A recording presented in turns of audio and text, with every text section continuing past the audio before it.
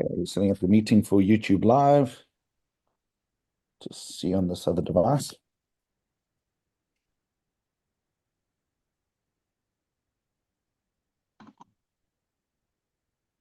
Setting up the meeting for YouTube Live. I think we're good. I think we're live. Okay.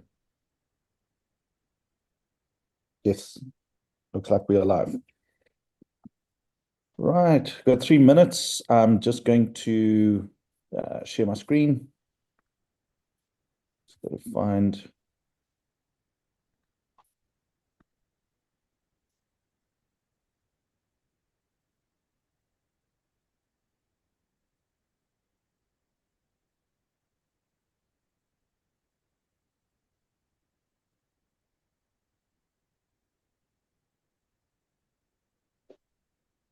There we go.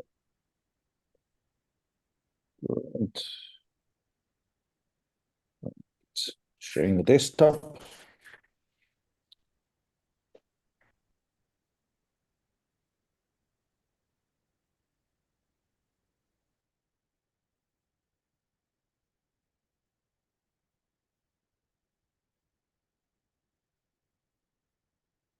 It's around.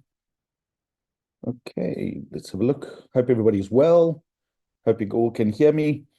If you don't mind, is it possible that you could just put where you are from? This will just help me understand who's come onto the call. If you can put your country and language of preference. What I'm going to be doing after this is taking the all the data from the text and putting this into an AI, and then seeing who's obviously attended, and obviously seeing, what is the general language spoken. Also, during the presentation, please feel free to ask as many questions as you want there. We're going to go through a whole set of things. Hopefully, I'll be able to answer many of the questions. So far, I've had 54 respondents, or I think it's 56 now, that put questions through what I sent out this morning. And what I'd like to do is systematically go through a couple of things, run through the form and run through the instructions, and then open it up to everybody to be able to ask a question. But hopefully some of the information that I do give to you might prompt and answer your questions. So should we jump right in? I think everybody else, it's about a minute to go, so they can just catch up. I've left the meeting open. We have 33 people. So let us start with the questions.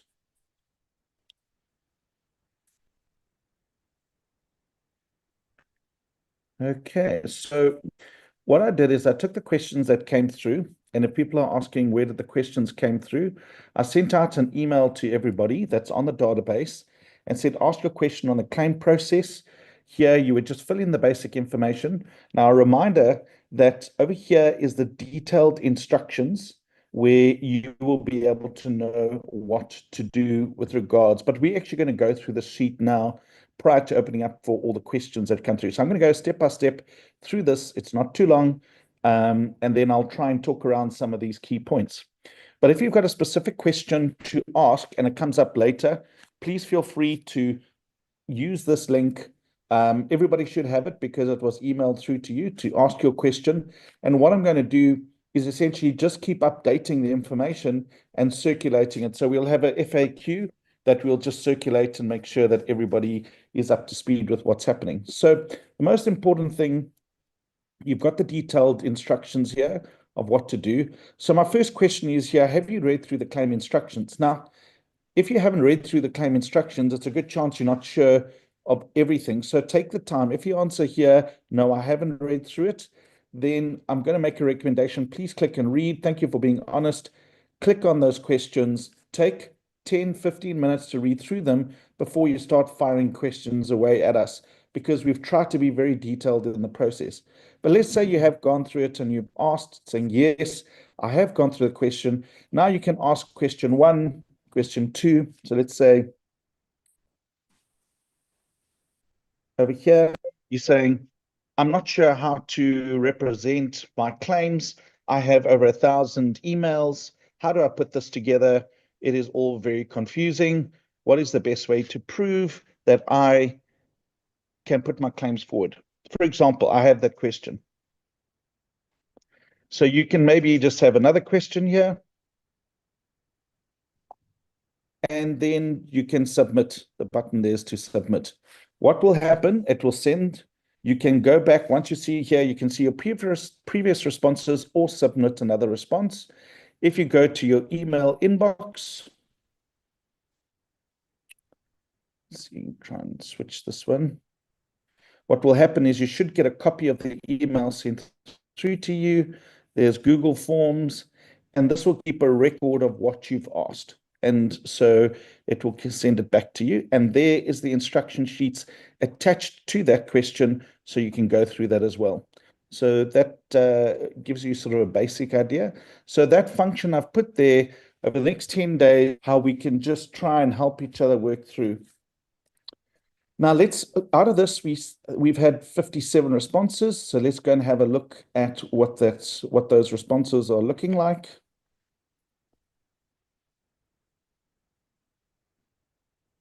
This is a summary of the process of the questions, which I'm going to go through, and then I'm actually going to go into the detailed questions, and then I'm going to go to the form and going through the detailed questions of the form. So let's see some of the questions that are coming through.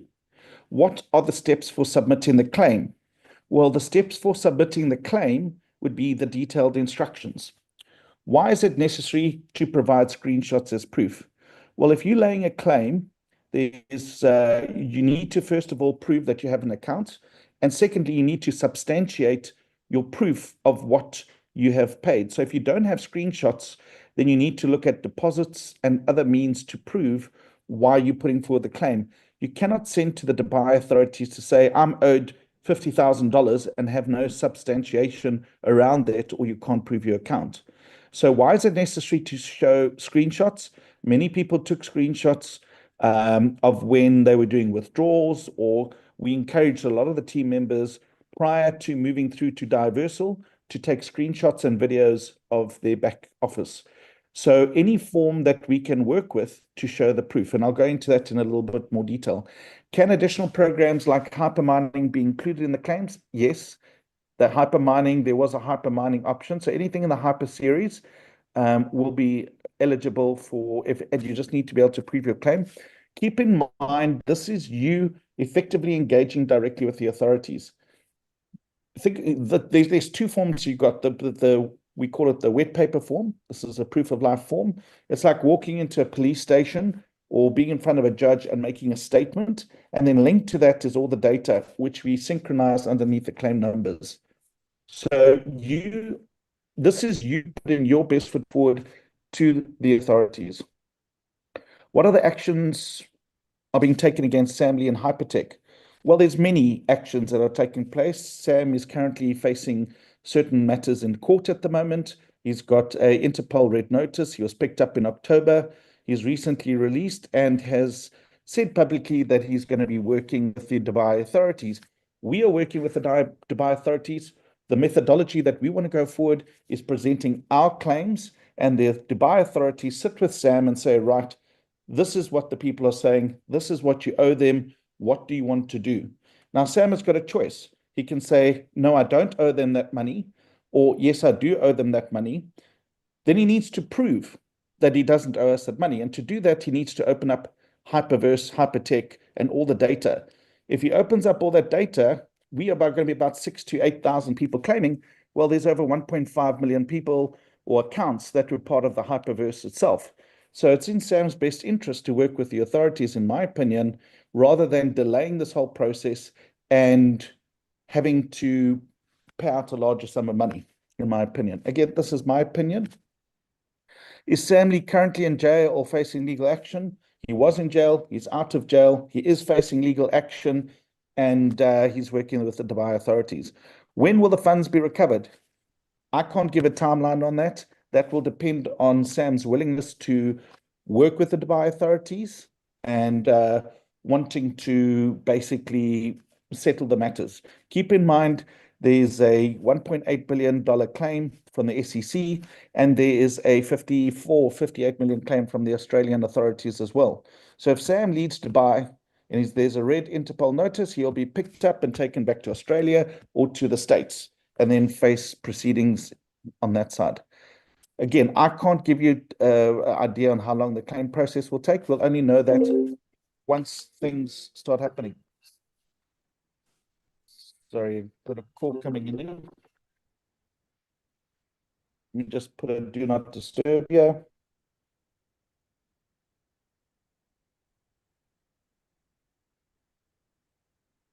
All right. What is the likelihood of a successful outcome from the process? Can you just give me thumbs up if you can hear me all right? Can somebody just give me a thumbs up? I've muted so that people don't. Alex, Pastor Alex, can you just give a thumbs up? I can see your screen. Okay, I think people can hear me fine. Super.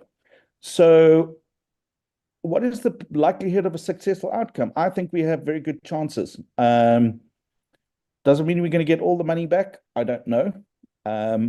We have put a lot of detail into this.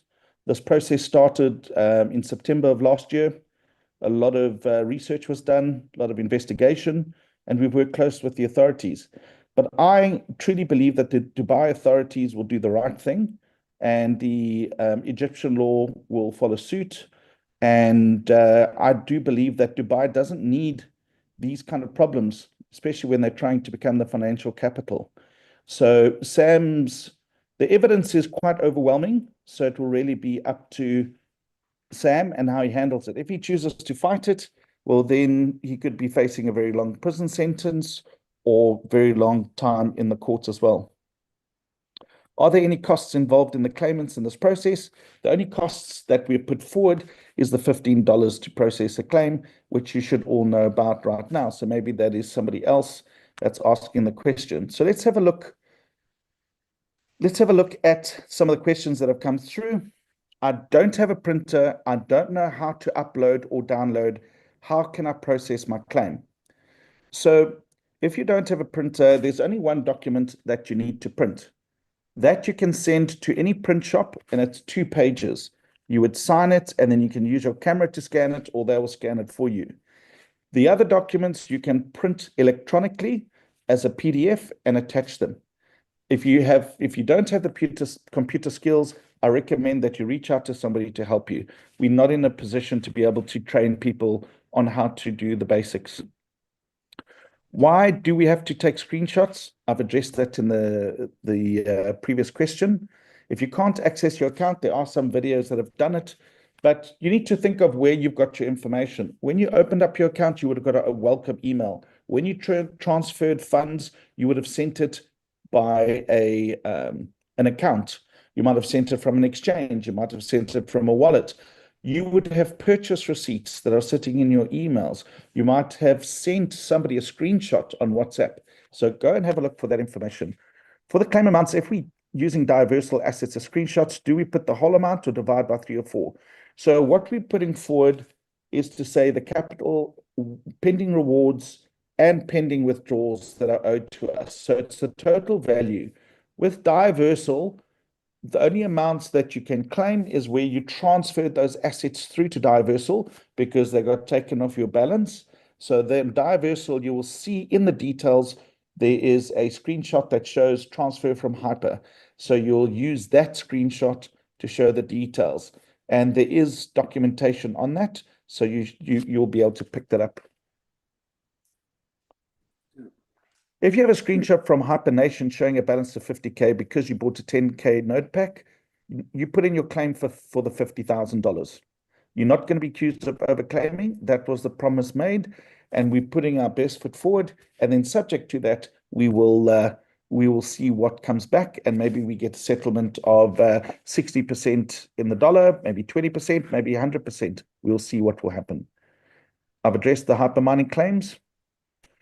If we're claiming any crypto assets from our financial wallet in Hyperverse, do we calculate today's values for those coins? Yes, you do. You can work on today's values because those coins are technically being held by them. To confirm, is it okay to claim multiple accounts as this was acceptable at the time, promoted by the leaders? So this is only relevant to Hyperverse or the Hyper series. That was back then we have on record by the, what do they call themselves? The officer, the compliance officer, had confirmed that, and we have it in writing as well. So if you're doing multiple claims, but as pointed out in the spreadsheet and in the instructions, you can only do that if it's your accounts.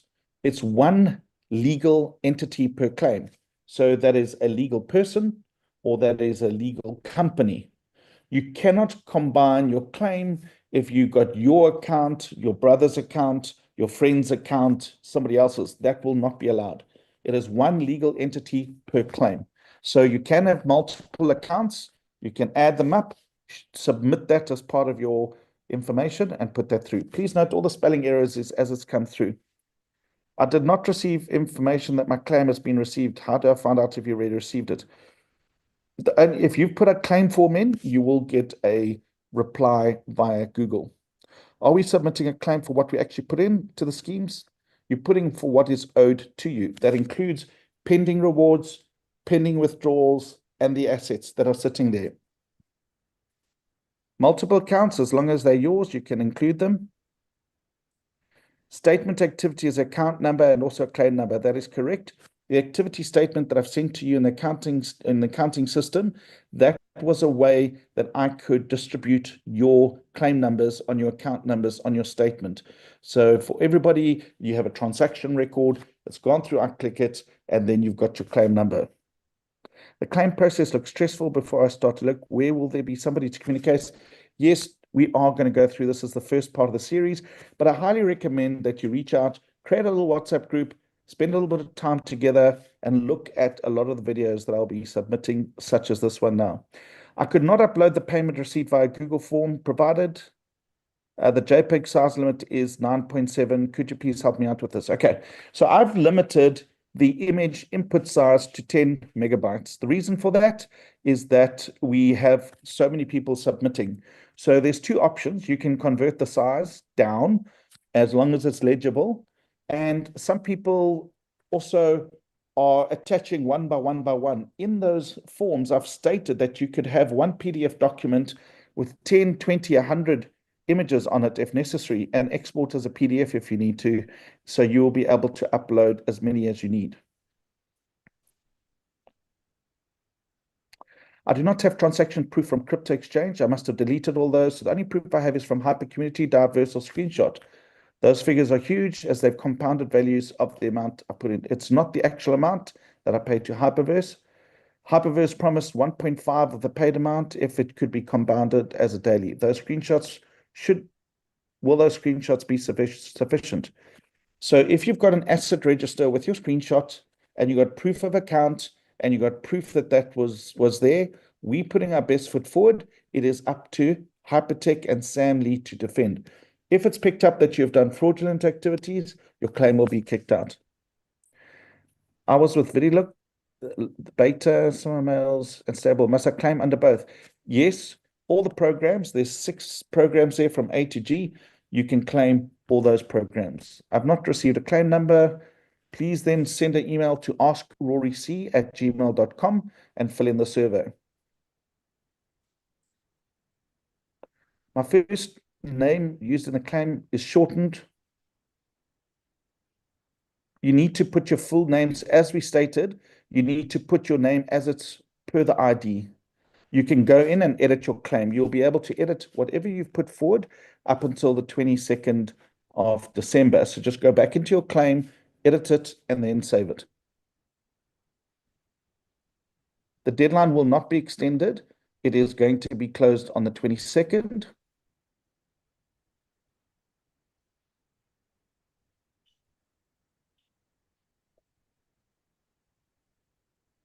Whatever email that you're choosing to correspond with. So I think there's a bit of confusion here. A lot of people saying, oh, I must submit my email, the same email that I was using for Hyper. That is not the case. You've got all that proof. That email may have closed 2 years ago. As long as you've got all the proof, use a current email that you can be communicated with.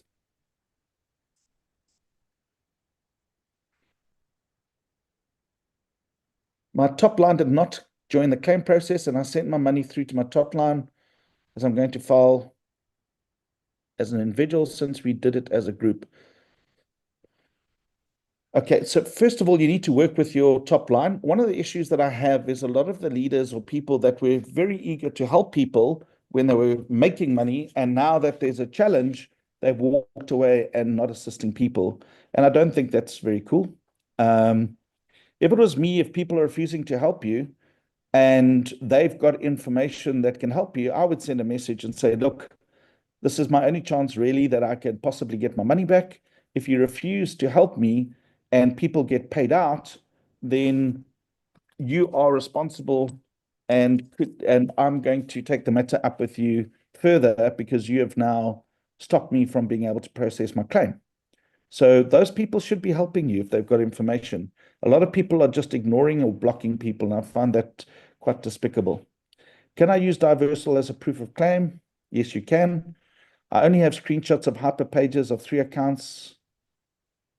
Do I add the accounts together or claim separately? So what you would do is under hyper, you would put the details into the attachments, and then you'd put the summation together. So you could put under the descriptions, if we look at the Excel spreadsheet, you could put one PDF with 10 attachments on it and having a total of, let's say, $13,000. And then in the description of the Excel spreadsheet, or however you choose to represent it, you would then say the username and description and the total value, and that pulls through to the top. I finished and submitted the whole claim submission 2 days ago. So yeah, the only question that I have is for the format convention for the documents. Okay, so basically what we're doing is that you got the claim. Do I need to go back and put the full stop after that document? What's very important is that we need your claim number, then a full stop, and then whatever the file convention is that you got, dot save it as a PDF JPEG. Now, the reason why you got the full stop in between is to be able to search and allocate all those claim numbers documents into a specific file. So if you save your file as John Smith and you don't have the claim number up front with a full stop, that is not going to be pulled into your support information. So you've got to do the saving. You need to follow the instructions.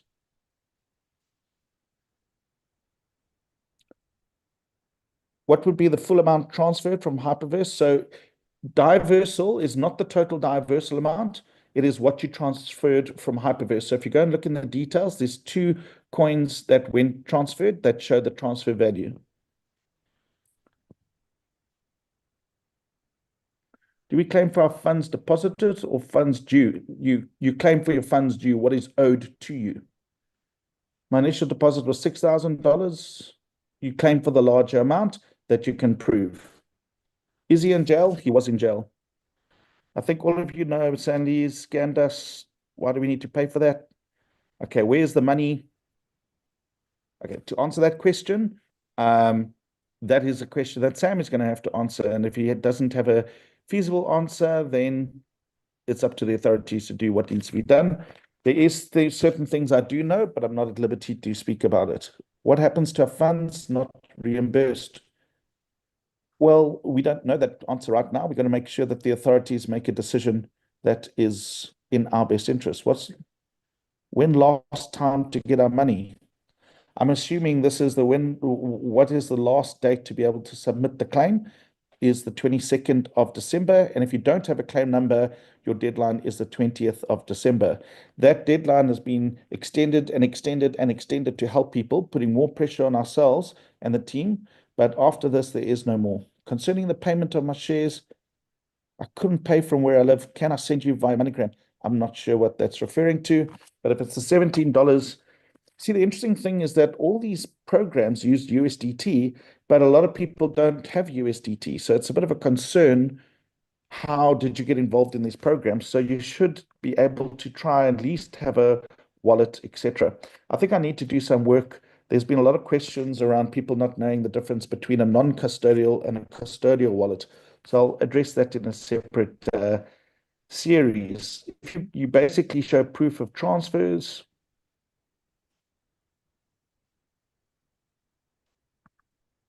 okay, when inputting the screenshot into the spreadsheet with a file name, do you want more than one screenshot of the transfer, or do you also need a screenshot of the account with the email also? So what we need to see is proof of account. So you need a screenshot, an email, something showing that account name. It could also be the email saying welcome and opening your account. That's a system generated email from their email address and server. And the whatever you've got as assets or balance sheets, you can show that in the back end. And you could simply have one photograph showing that you are owed $30,000 and it's broken down. And then you can show the pending withdrawals could be $5,000 and pending rewards $6,000. It could literally be 3 to 4 screenshots. And that's all that you need to do to show that you are owed that money. Why not deduct the money from my payback? Well, simply put, this has taken a lot of time, effort, and admin to put this together and legal fees. So you either want to participate or you're not. There are other processes. You're more than welcome to be part of it. I've really tried to do this in a way that helps everybody. Why is it so long to bring that money back? Again, I would love these people to stand up and do something about it. It would have been very nice. When will you be needing the banking information? We are not needing banking information. You'll be paid via crypto as per the instructions. Are you serious working to back up our money? Well, I'm pretty serious. It's been over 14, 15 months that I've dedicated my time to sort this out, as I said I would. So I am pretty serious. Maybe you've just joined the party now. Okay, I'm not sure what will happen. Okay, when doing our essays, can we just use the same and copy and paste? Absolutely. So if what I understand here is they're saying the ones that I'm doing in my paper-based form, can I copy and paste that onto the online form? Absolutely. There's no problem with that. Just remember that that paper-based form is a wet signature and there's reasons for that, why that needs to be done. Well, I would send a message to your upline saying something of the nature that your refusal not to help me might be a situation that you don't get your money out. So that upline or person has benefited from getting you into the program. They should be doing their best to try and helping you with your claim. And if they're not, that is a big concern. Technical and practical issues. We are suffered because of him. Okay. Who Exchange, you can't claim from the Hue Exchange. That's got nothing to do with our claims. Hue Exchange is a whole set of different business that's not part of our claim process. So please, nothing from the Hue Exchange. On the declaration or financial loss form, we asked to tick selected crypto wallet and provide the wallet address. I'm not sure what this is. I've never used a wallet. Please, can you explain this to me? So again, I think you need to speak to the person that assisted you or got involved. I don't know how you took your money out or put your money in if you didn't have a crypto wallet. So I'll do another video on that, but that is concerning. There were instances where I used USD in my VideoLook account. How do I have the proof if I have no more access to the VideoLook account? You'll have to look, if you don't have any screenshots, then you have to look at the money or transfers that you put in and show at least the deposits that you put in. Look at screenshots, look at past videos. Maybe there's something on WhatsApp that you sent to somebody, took a screenshot and sent it to a brother or sister or a friend. But you can't expect to get paid out for something if you've got no proof.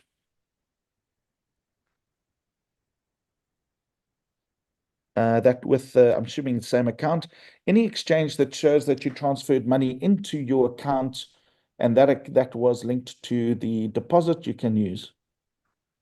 I don't understand how to fill out the Excel spreadsheet. I'll do a video on that.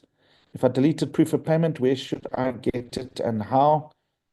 That is up to you to figure out. I would look at your emails. Every single purchase you made in Hyper or any of the documents, you got an email that came through to you. You can use your Gmail account, use a current email for your submission form. How long does it take? However long it takes to get paid out. How many times you said deadline? This is the deadline because I keep getting messages from people saying they've only found out about it now. 22nd is the deadline. I've screenshot. Okay, I'm just reading through here how Yes, you work on USD value as per the instructions. How will frozen hyperverse withdrawals date timestamp no indicator to the amount value or token? How will this be converted to USD value? Well, if you go onto CoinMarketCap, go and look at the value at the time that you withdrawed. There will be a value in history. So you go to that date at the time of withdrawal and work out your USD value. Can you address how they can get the back office transaction of Hive? If Sam or Hypertech opens up Hyperverse, then technically they should be able to pay everybody else out. So I doubt that they will be opening that up. Each section address how and where to include other investments such as VidiLook. Each section is broken down, so we'll go through that as well. My passport is out of date. Can I use my driver's license? Yes, you can. As long as it's a valid government ID, you can use that. Hue Exchange, unfortunately, can't use it. Custodian for several family members. If it is in their name, registered in their name, they need to have a separate claim. If you called the file mom, dad, and you were managing it and it's your file, then you can put that in.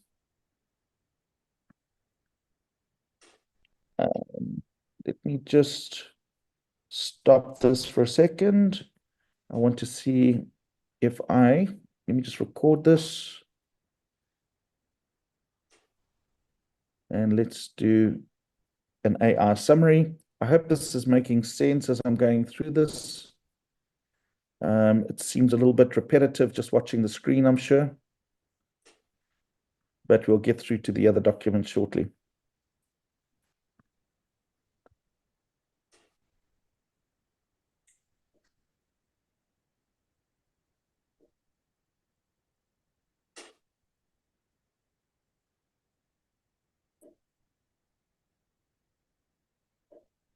Okay. So we addressed the issue about custodian. So technically, one legal entity, one claim.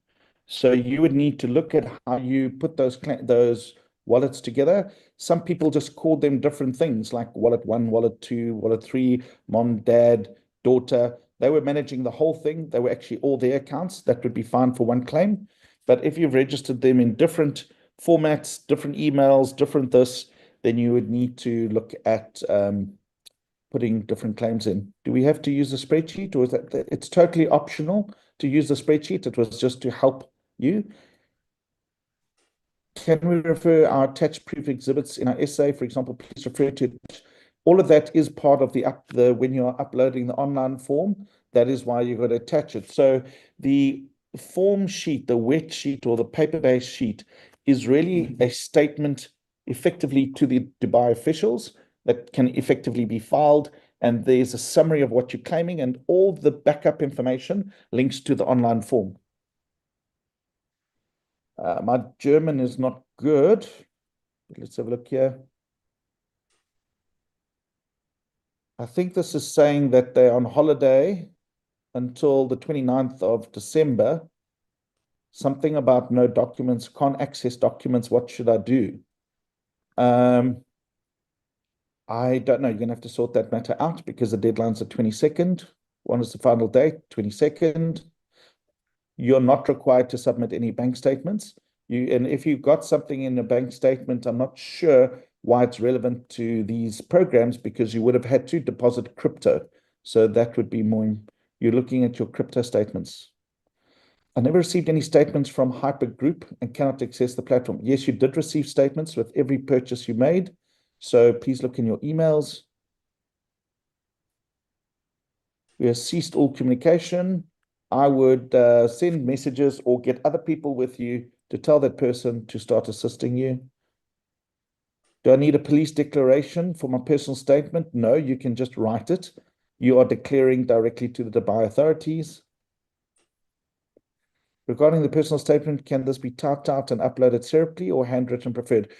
The PDF document you got, you can type on it. You can edit that document. So just type it straight onto, you download the form, you type on it, and then you can print it out and then just sign the form at the bottom. That's how it's been designed. can I pay now and join this in the case? Again, we've opened it because we see there's a lot of people only finding out about it now. You've got until the 20th. You need to email askroryc@gmail.com and you'll get an automated reply, and you just do the online form and then we'll assist you and get a claim number. I'm trying to pay to you, it's not going through, not sure. Everybody else seems to be doing fine. We addressed the diversal. Can I print the proof and upload and attach it? Absolutely. I would just print it as a PDF, the proof, and just upload it directly. But if you prefer to put it on paper and scan it, that's entirely your decision. HVT can... Now, if you've actually got your HVT that's sitting in your MetaMask and it hasn't been transferred in total to MetaMask, then the only one that you can claim is what's sitting on their platform. So if you've received HVT into MetaMask, you can't claim that because it's under your control. Or you really have the power to bring Samney into judgment? No, the courts do, and so does the Dubai authorities, but I think we've come a very long way to get to the point. Can I be paid through the bank account? The answer is no. You will only have the option of crypto. This has been one of the discussion points. Should we be successful, the authorities will liaise with a Dubai local exchange, crypto exchange, and payments will be made from the Dubai local exchange. I will have no involvement with that process. I'm a claimant just like you. Okay. Right. Okay, I think that basically has covered a lot of it. Let me see if we can get into the form and cover the instructions. Let me just make sure that you're seeing my screen. And I will open up the floor to all the questions. So please just make notes. If you think of something as well, just put in the comments as well. I'm going to go through those comments right at the end, and I'm going to summarize everything from that side as well. So let's go to the instructions. So declaration of financial loss for submission to Dubai authorities. So I'm not sure if I need to read this through with everybody, but I'm going to probably just stop on certain key points because I'm sure everybody can read, in the sense that I want to get into details around this. This instruction sheet is intended to assist you and does not constitute legal advice. Consult with the legal professional if you require specific guidance related to your claim. Before you begin, gather all the necessary documents. So this makes sense. Before you're trying to upload a claim in that, go into individual documents, go and see what information you got, go and look at what screenshots you got, go and look what transaction deposits you got. You are putting your best foot forward to the authorities to prove your claim. Now, if you just send a document saying, well, I'm owed $25,000, but I have no proof, unfortunately, that doesn't stand up in court. So it would need to go through that process. Now, we've made one document where all the information is here. So click on this resource sheet. So let me go back to sharing desktop. I think it would be better because then I can select the page. So here is, when you click on that little sheet, it takes you through to this section. Now, when you go into here, please don't try and edit over here. Everybody's only been given viewer access. What you need to do is you need to download the document. Now, the Word form, there's different formats that has been put in here to assist you. For example, a Word document has been created. So if you've got Word, here it is in PDF form. This if you just want to print it. Here it is in editable PDF form. So what you would do, you would go to the right-hand side here and you say download it. Once it's downloaded, you will then open the document and edit here. You cannot edit it. Ask me for permissions to edit the document here, because if you change it here, then everybody else will see the changed document and see all your information. So that is why it's over there. The other thing is, you see this little folder here, instructions in multiple languages. I've translated into Xhosa, Tamil, Spanish, Russian, Portuguese, Italian, isiZulu, Hindi, Greek, German, French, Chinese, Afrikaans, Arabic. So find what your language is. And if I haven't covered your language, please use Google Translate and then work with your own language with regards to that. So we're also putting examples in here. For example, here I'll keep uploading more. Here's some hyper proof of accounts, what you can use. There's a screenshot. You'll see your username over there. There's your username. Yeah, you see your username with your email address that was over there. Here you can see again your username, your email address, just examples of what you can use. There you can see the monthly sales. Here you can see, here's an email, for example, to prove your account. So these are all ideas on how to prove your account. There's a screenshot of a withdrawal. This proves that your account existed and that you are able to, that was your account. So I'm going to update with more examples here just to help everybody through that process.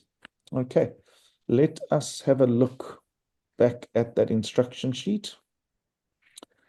Download the paper form and complete and print the form. So this is the paper-based form. So let's go and take a look at this form. So if I download this form here,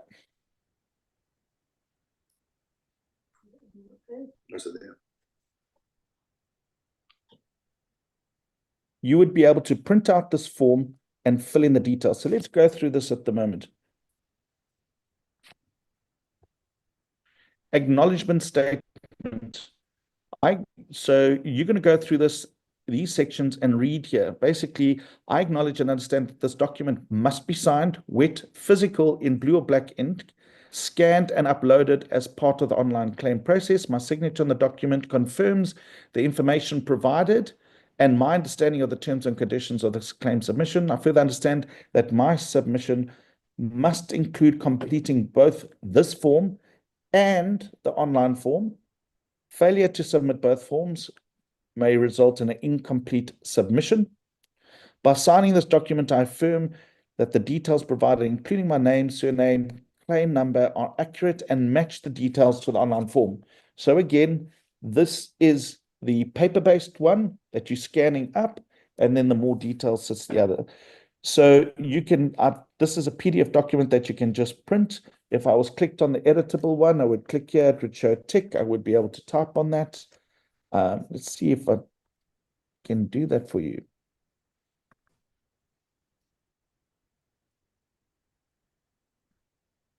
So you will see on this document, I hope you guys can see this. There you see if my claim number is AE DXB 234123. My first name is Rory. If I'd have a middle name, I'd put in here, which I do. Put in your surname, date of birth. You put year, month, day. Country code is your dialing code. Contact number 083 555 123 4. Country of residence would be South Africa. Government ID 109 0101. Dubai citizen. So this is very important. If you're a Dubai citizen, you are very important that put that detail in. Not a Dubai citizen, you just say not applicable. So once you've gone through all your amounts, you would say, let's say you got $100,000 there, you got $200 here, you got no dollars there, you've got $3,000 on We're Satoshi. Notice there's an initial section. When you print out the document, you must initial there as well, please. VOV could be 0, VIN could be 0, and this one could be 0.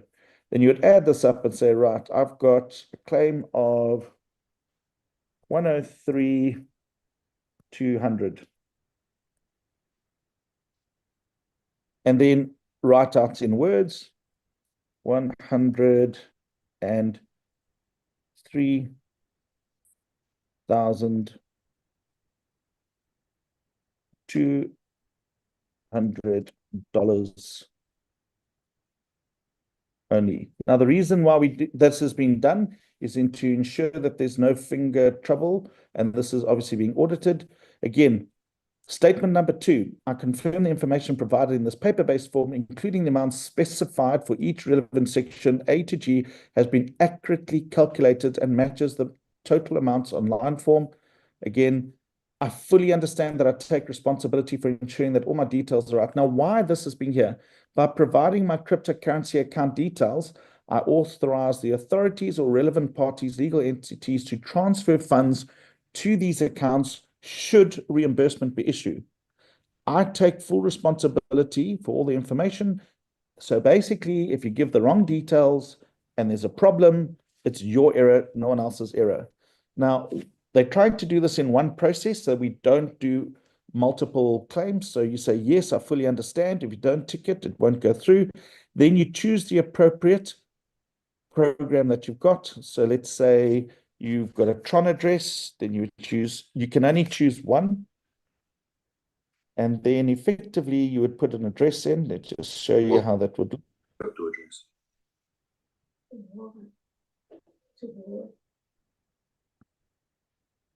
And then right by that section, you would say, you put your signature there, an initial. So you signing in wet ink to say this is you on the Tron network, that's the wallet that you need to be paid up, and that this wallet also appears correctly online.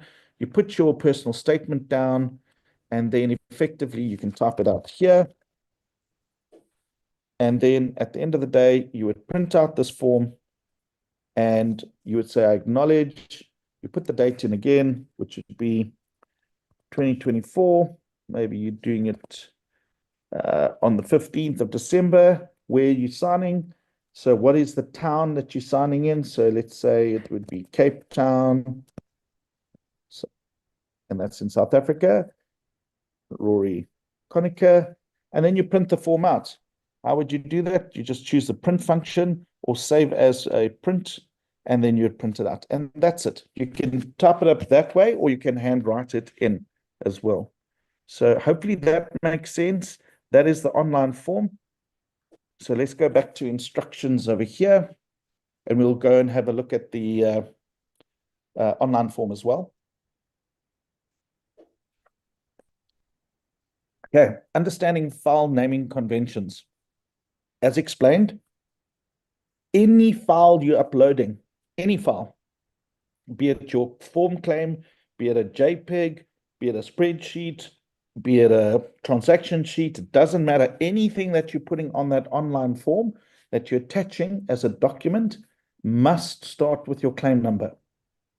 Then a full stop, then whatever the file name is, and whatever the default type is. So AEDXB 102.345.exchange statement, or same thing, ID document. You start with the claim number. I hope that is very clear. Choose your method of payment. You have 3 options. You can only choose one. Prepare your personal statement, not more than 500 words. Again, do not use profanity as well. That will not be accepted by the Dubai tax. You cannot swear, so please don't use avoid emotional language, and proofread it and try and do your best with regards to uploading it. So let's go and take a look at the online form. Or should we just go through the form first and just see what else we need to cover here? Well, let's go through the form first, and we'll come back and do the online. Monica, would you mind please not drawing? It's just very frustrating. I don't have anybody helping me today, so Drawing that screen. Monica, please don't draw on the screen. Let's try again.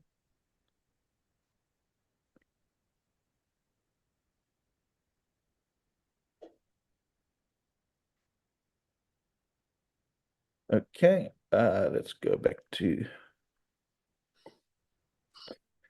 claim status. So one of the things that we had to negotiate around is, and this is a very sad state of affairs, is that this has really devastated so many people, and there are people that have unfortunately are no longer with us. and I think it is very sad. So we've obviously need to account for those people that are no longer with us.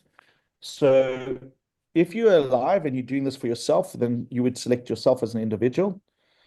If somebody has passed on and you're doing it as a deceased estate, you would select that option. And if you're doing it in a company name or non-other legal entity, you would choose option 3. So you need to know your claim status when you're doing that. For Section 7, which is non-individuals or other legal entities, if you're doing for a deceased estate, death certificate, letter of executorship, and also letter from the executor supporting the claim. When you're doing the personal claimant information, you need to make sure that you've got your claim number correct, your personal details correct. Now, when you do your photo ID, I've given an example here. You need to show the borders of the document. Make sure that it's horizontal.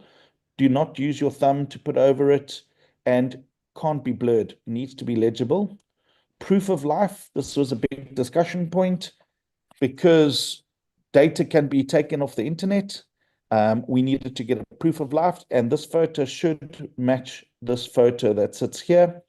So essentially, you need to be holding a piece of paper with the ID that you are putting, that not a different ID, the same ID, and you would have whatever your date is that you take in that photograph. Only from the 25th of November or later will be accepted. Your first name, your surname, and a signature. That is to show proof of life. Remember, this is done so that if we have a quick resolution on the arbitration process, it's all agreed. There's no need to get other documentation from you, and they can pay out. Program specific. For each program where you suffered a loss, so you go through each section and have a look.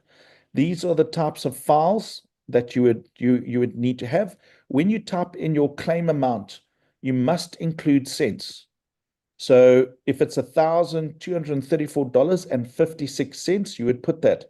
If it was no cents, you would have 1234.00. You need to include cents. That is how it's going to be worked out. So don't shoot yourself in the foot.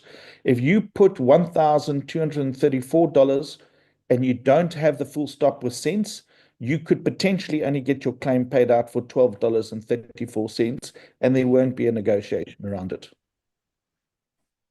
Provide proof of account. So let's discuss what is a proof of account. We've gone through it again. Look at your emails, look at your screenshots. We need to see the username. When you opened up your account, any communication back, anywhere that we can see the username, providing supporting document for the claimed amount.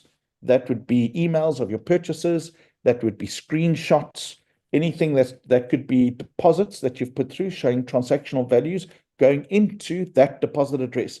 So you need to confirm that your deposit address was that number and showing the values going into that number. You can't go and say, right, I deposited $100,000 into something else and just show a deposit of 100,000. That needs to be the same wallet address that you used for that relevant program, and prove it that was it. Claim resource documents. I've opened that. You can see with the template. So these are the program series, section A to G. So Hyperxeris, Hyper1, Hyper Community, Hyper Capital, Hyper Global, Hyper Fund, Hyperverse, Hypernation, Hypercosmos, Diversal, StableDAO, VidiLook Beta and Live. And there was a thing called StepStar that some people did. We are all Satoshi.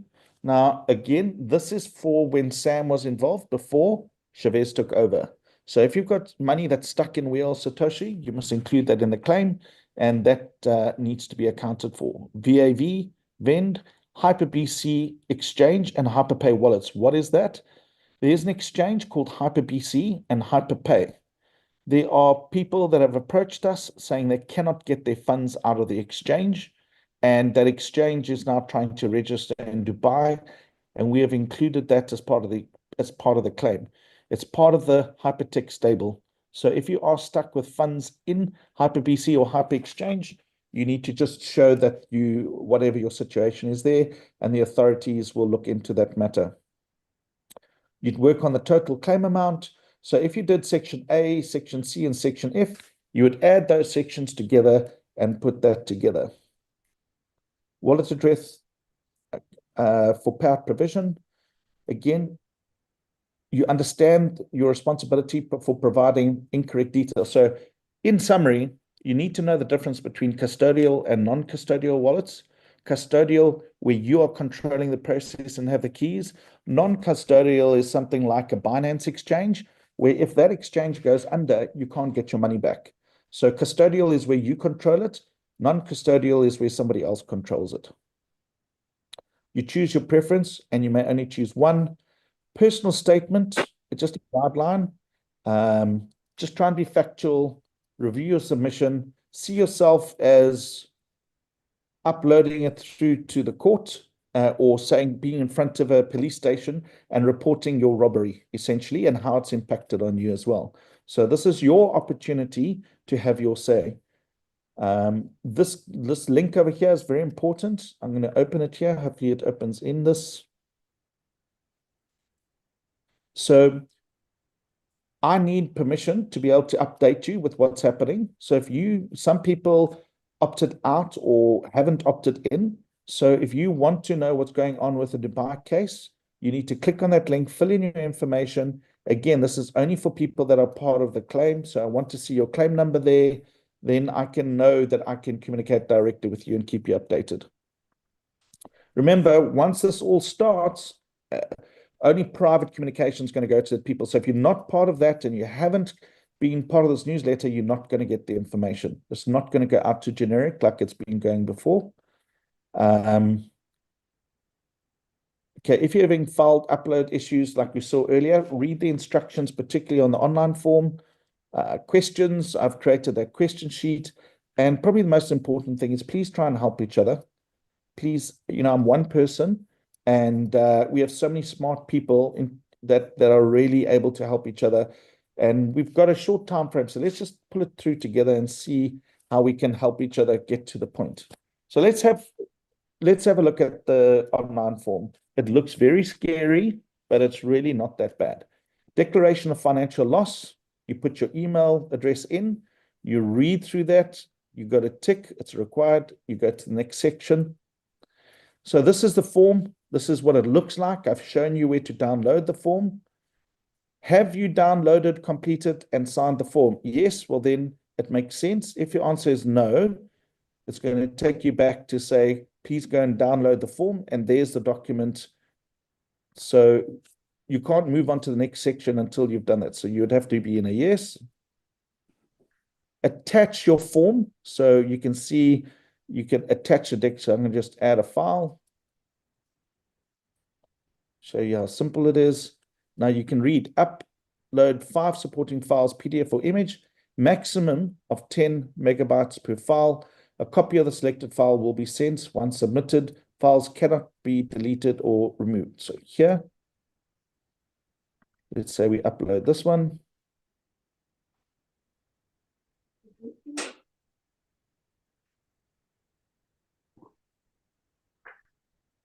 I've deleted that other one, and I click next.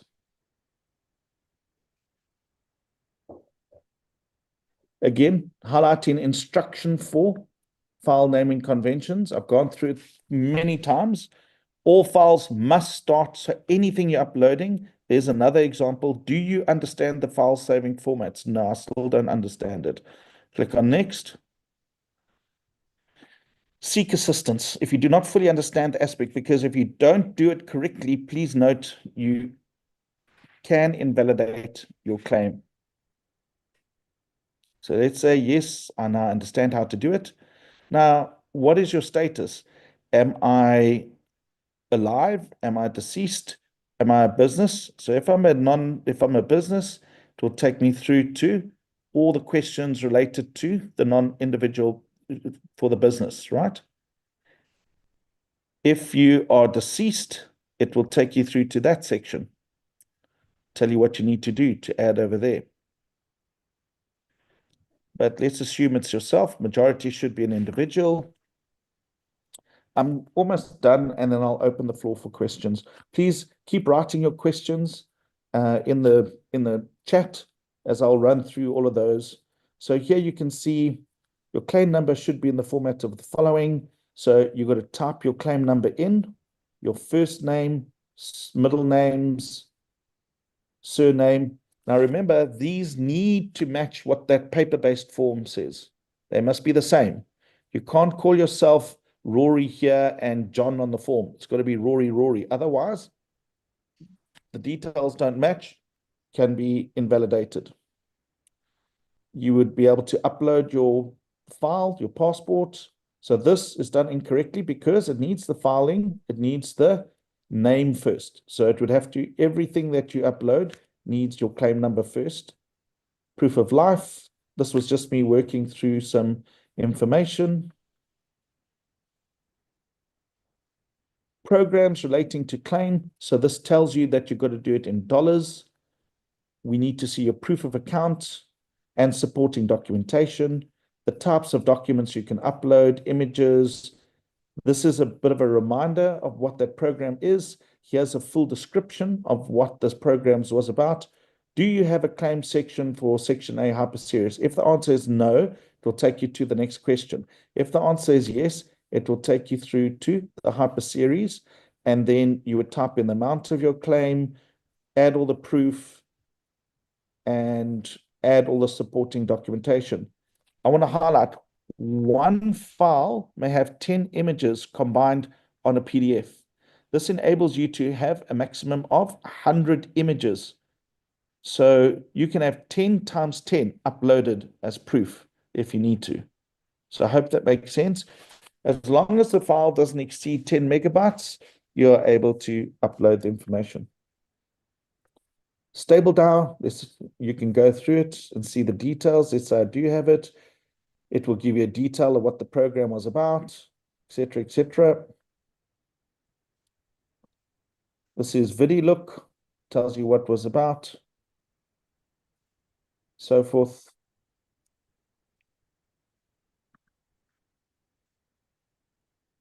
We are all Satoshi. There's Sam Lee, very much involved. Apparently, we were supposed to get paid for those that were involved. When Bitcoin hit $100,000, we were supposed to get our money out. Be very interesting to see if people have got their money out at this point in time. Section VAV. But regardless of that, you must please put your claim in for We Are All Satoshi. Bend. And the last one would be the Hyper Exchange, a full description about it, what it looks like. Do you have a claim? You put that information. What is your total claim? So here you would fit. Now remember, that total needs to match your paper-based total. Wallet address authorization. Yes, I fully understand. It's my I've got to accept responsibility. A description of custodial and non-custodial. Next. Whichever program that you're choosing. Tron. Then you'd put your wallet address in. I just put test details in there. There's your personal statement. There's 2 examples that we've put there as well to give you an idea. And then you submit your form. Look for bridges. I think that's a bridge. And verify. Fire hydrants. And then what I want to show you.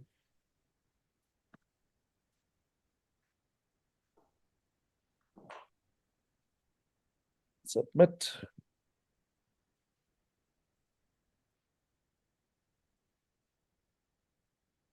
Just thinking. Okay, so that took an hour to go through that. So we got an hour for questions.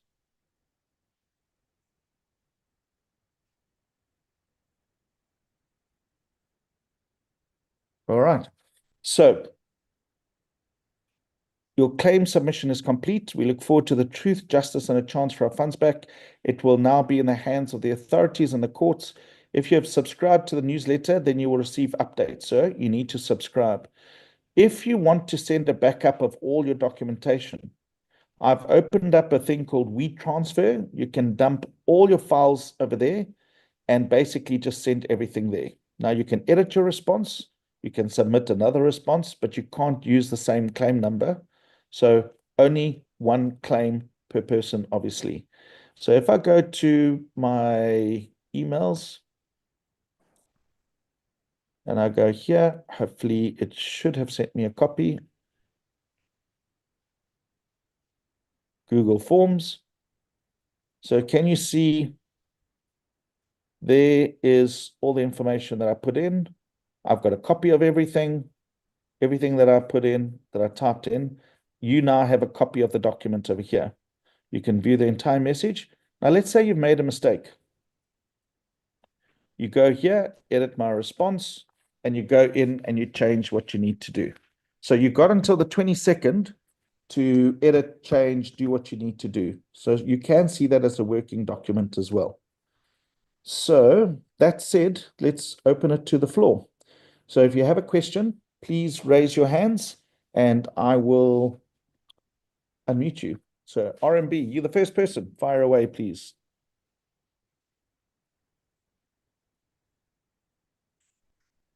Right, yeah, hi.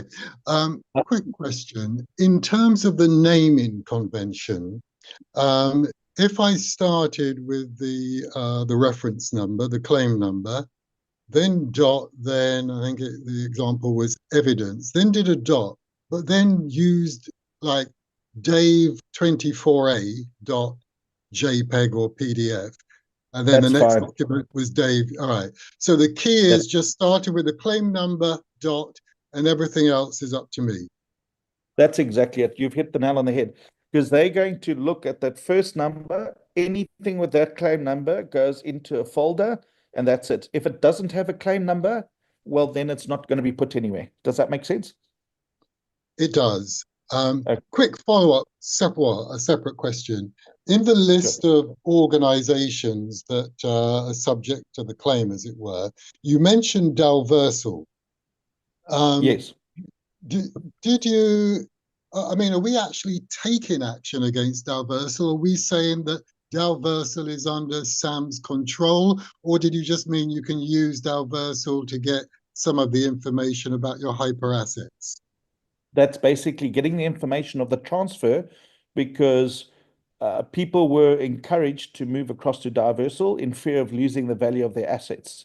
So at the time of transfer, that value, there's two assets there that reflect transfer from Hyperverse, and you will see it in the detail. That screenshot needs to reflect to say that came from Hyper, and that supports your claim because effectively, yeah, Sam, that Diversal's under a separate set of management, but it wasn't the, let's call it the best of deal. No one really got their value for what, no one, as I know, has got their value out of Diversal. Therefore, that value should technically get reversed back to Hyper. And we want to put forward and say, if you weren't coerced essentially to move it, it would still be sitting with Hyper and under that value. So we're putting it forward to say that value must be paid out. Okay, so just to clarify then, if I submit my records that I had in Hyper, do I also need to submit the records for Dalversal because the assets were transferred over? Yes. So if you, let's say you had $100,000, right? And you transferred the $50,000 to Diversal, let's say, you should have $50 in Hyper and $50,000 in Diversal. You cannot claim $100,000 in Diversal and 100,000, making it 200,000. You understand? It's either in one or the other accounts. Does that make sense? Okay. So if I had put 100,000 if I had put 100,000 into Hyper and moved 25 to Dalversal, if say I just claimed for the 100 I put into Hyper, is that okay, or I have to then claim for the 75 that's left in Hyper and the 25 that went to Dalversal? 75 in Hyper, 25 in Diversal, because that's the latest point of what your balances look like. Because if they go back into the audit, they're going to see 75, not 100, and then it'll be kicked out because the values aren't there. Yeah. Understood. Thank you. Great. Super. Miller, you're up.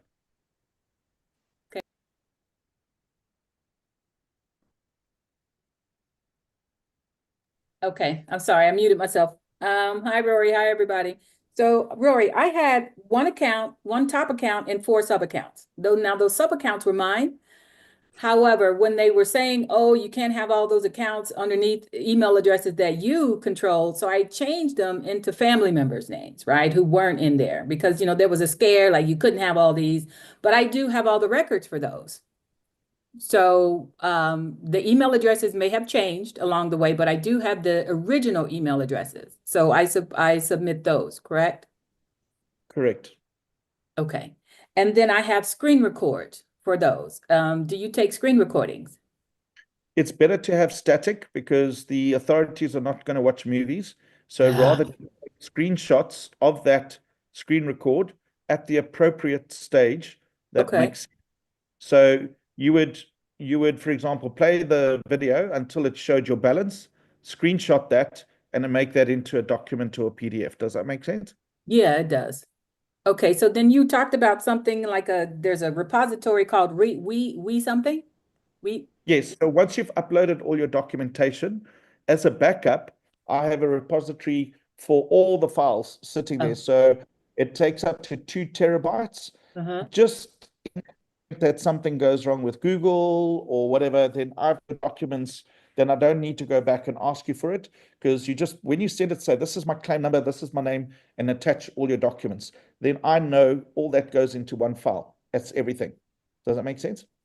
It does. And so now one last question. We're claiming for the total amount of our HUs?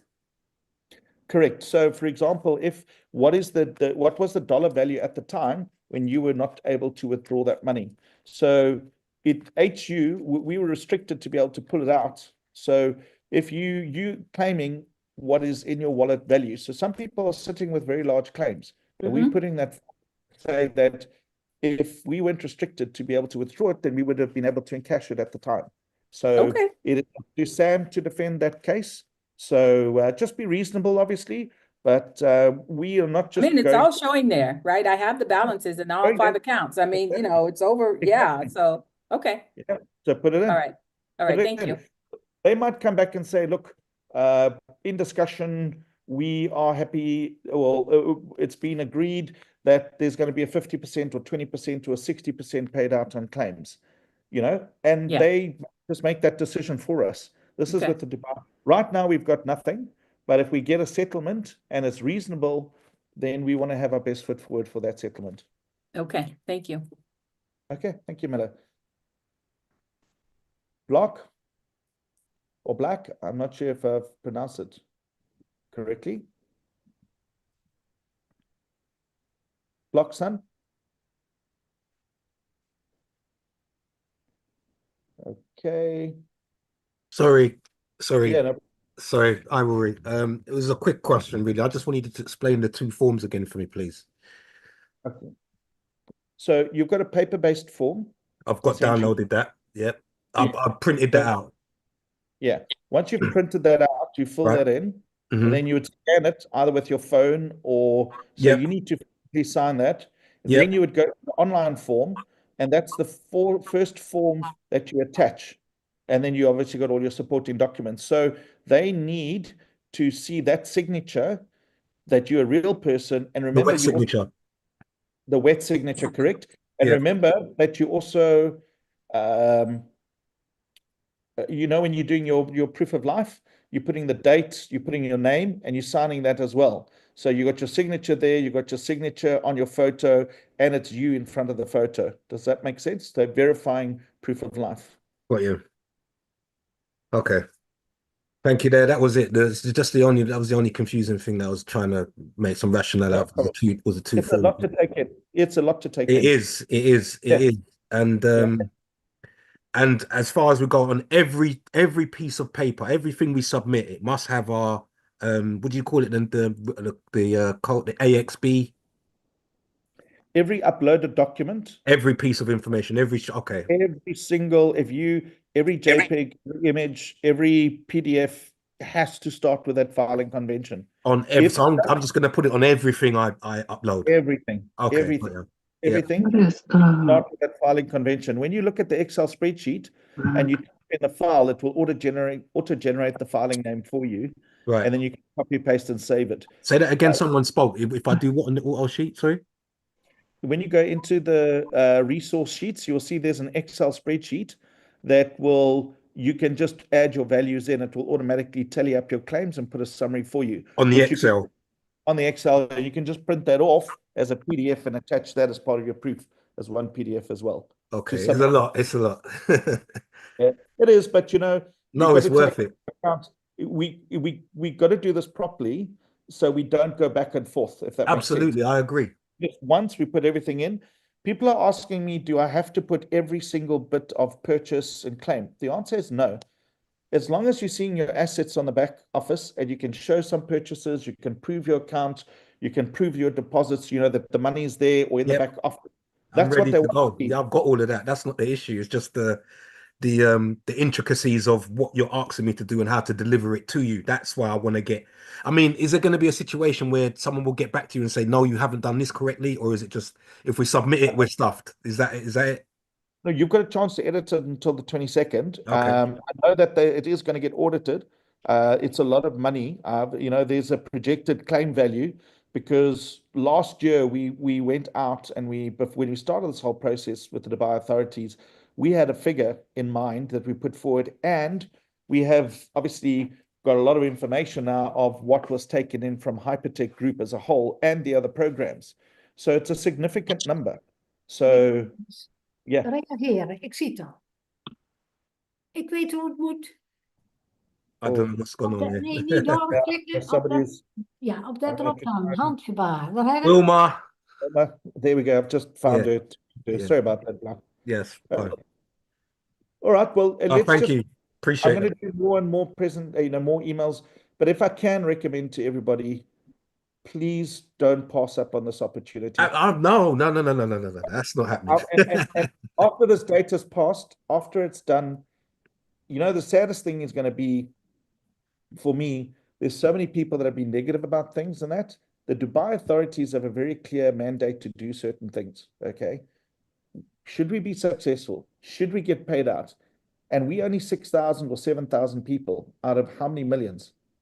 Do you think the other people are not going to wake up and say, no, we want to jump on the bandwagon? It's going to be too late. Yeah, how are they going to do that? They're locked out. It's like Noah's Ark. I've told people about it and they've turned their nose up at the £15. So I can't, or dollars, however you want to, I can't force you. Like, for me, it's a no-brainer. What was that going to do? We've already succeeded in getting, well, call it directly or indirectly. Sam has been picked up. He's been arrested. He's got a red enter notice. And he's locked up in Dubai, and he can't leave Dubai. And there's been seizures. I actually sent you the email about that last week regarding So for me, the way I see it is that $15. Yes, of course we want our money back, but how many people we actually saved not losing their money in the last 8 months? Exactly. There you go. I know we have to be selfish and want our money back, but also look at the gift that we've given other people that have not lost their shirts in this. Yeah. Because if we didn't do something, it would just continue and continue and continue.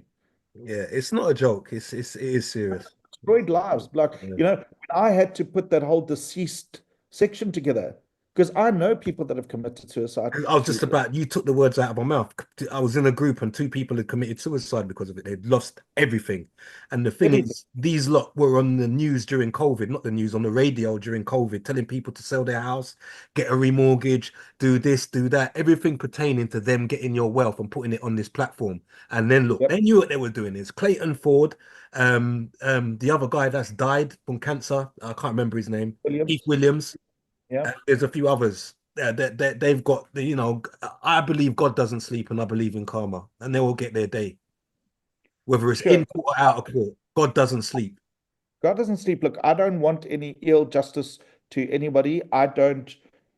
For me, this was a personal thing to see all this. What really pushed me over the limit is watching how they were even prepared to steal $25 from poor South Africans.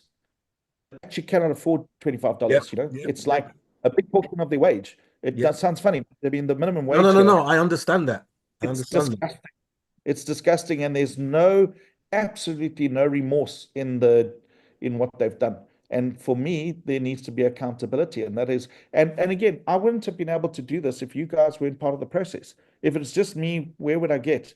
But Yeah. everybody that has jumped on here, we have got a loud voice that Dubai is listening to and the authorities are listening to, and due justice will be done. This is Egyptian law that sits there, guilty until proven innocent. And we have a lot of information. Oh, is that the way? Is that? Oh, it's that way around. Is it guilt until proven Oh, yeah. innocent? Oh, Oh, okay. yeah. Absolutely. Yeah. Okay. So your claim forms are very, how can I say? Each one of those submissions, if we don't get a fair outcome in arbitration, imagine Sam trying to defend 6,500 cases in the courts. Do you think the courts want that? No. No. I had his personal number once and I was messaging him. He foolishly enough during a call when he was drunk, he gave out his number and I was hammering him constantly. I said, look, the walls are closing in. And he was kind of laughing it off and he said, I'm trying to help you guys. I said, I'm nothing to do with Video Lock. I'm nothing to do with this. I'm nothing to do with that. I just want to help you. And then he went on to Open Vend. And I said, wait, this guy's got no remorse. So he deserves, I know, sometimes people say, I wouldn't wish this on my worst enemy. Then to me, they're not your enemy. He has ruined so many lives across the globe. He deserves what's coming to him. Well, appreciate you standing up for Thank yourself you. and for those that can't stand up for themselves. Thank you. Appreciate your help. All right, mate. Okay, Cheers. Pastor Alex. Bye. Thank you, my brother. Good you? evening. God bless for all you do. I don't know how to thank you because if you have not stand out for us, I don't think majority of us are voiceless. And this is the first time such kind of issue is taken up to a higher level that people are now being open to know that, look, somebody can be, exceptional and say no. I have no doubt that there have been threats on your life, physically, diabolically, but God is your strength because what you are doing, you are speaking for us, the voiceless. Thank you for that. I have some few observations, or I won't call it question, like the declaration financial loss form, which Yes. we printed out. There is a provision here where one can, if you are using a TRC20 network, is it going to be handwritten? Because sometimes one can make mistake on all those things. And on the Google form, online form, I didn't see a provision where Pastor, there is. So we're going to extract the data out of the online form for the wallets. So there is a space for the wallet. So you will copy and paste your wallet into the online form, but it needs to match. So if you're writing by hand, write it, but we are only going to extract the information off the online form for the wallets. That's what they're going to work with, because they're going to look at the number and the wallet and the methodology and the amounts, and they will put a calculation of what they're paying out or not should we be successful. Okay, sir. In my community here in Uganda, many people who were affected could not even raise $15 to move forward, kind of. But we are sure that if God bless us, anybody who lost $50, $20, $100, God can also facilitate him through whatever we see in this. There are many in my community who cannot even ask me, okay, can you work on my email on this? I'm talking on the online form. Can I stay on my office if I have 10, 15 people and then upload their information through one system? Does it violate the rules, or must it be on each person's email address? You can use your email address as the main correspondence, but you have to then fill the names in for them. In other words, you could be the administrative person, but it has to be a separate claim form. Does that make sense? So the online form will have their email address. Yes. Let's say, yes, if I have done my own, then I'm doing for Mr. B. Yes. Online form, it has to be his email address. If he has one, yes. But if he doesn't have an email address and he's using your email address, any valid email address to correspond with. Ideally, we want one person, one email address, but some people share an email address, like a husband and a wife, for example. So you can put their email address on the live form there, and write in their email address on the paper form, if that makes sense. So if I'm understanding you, yes. Yes.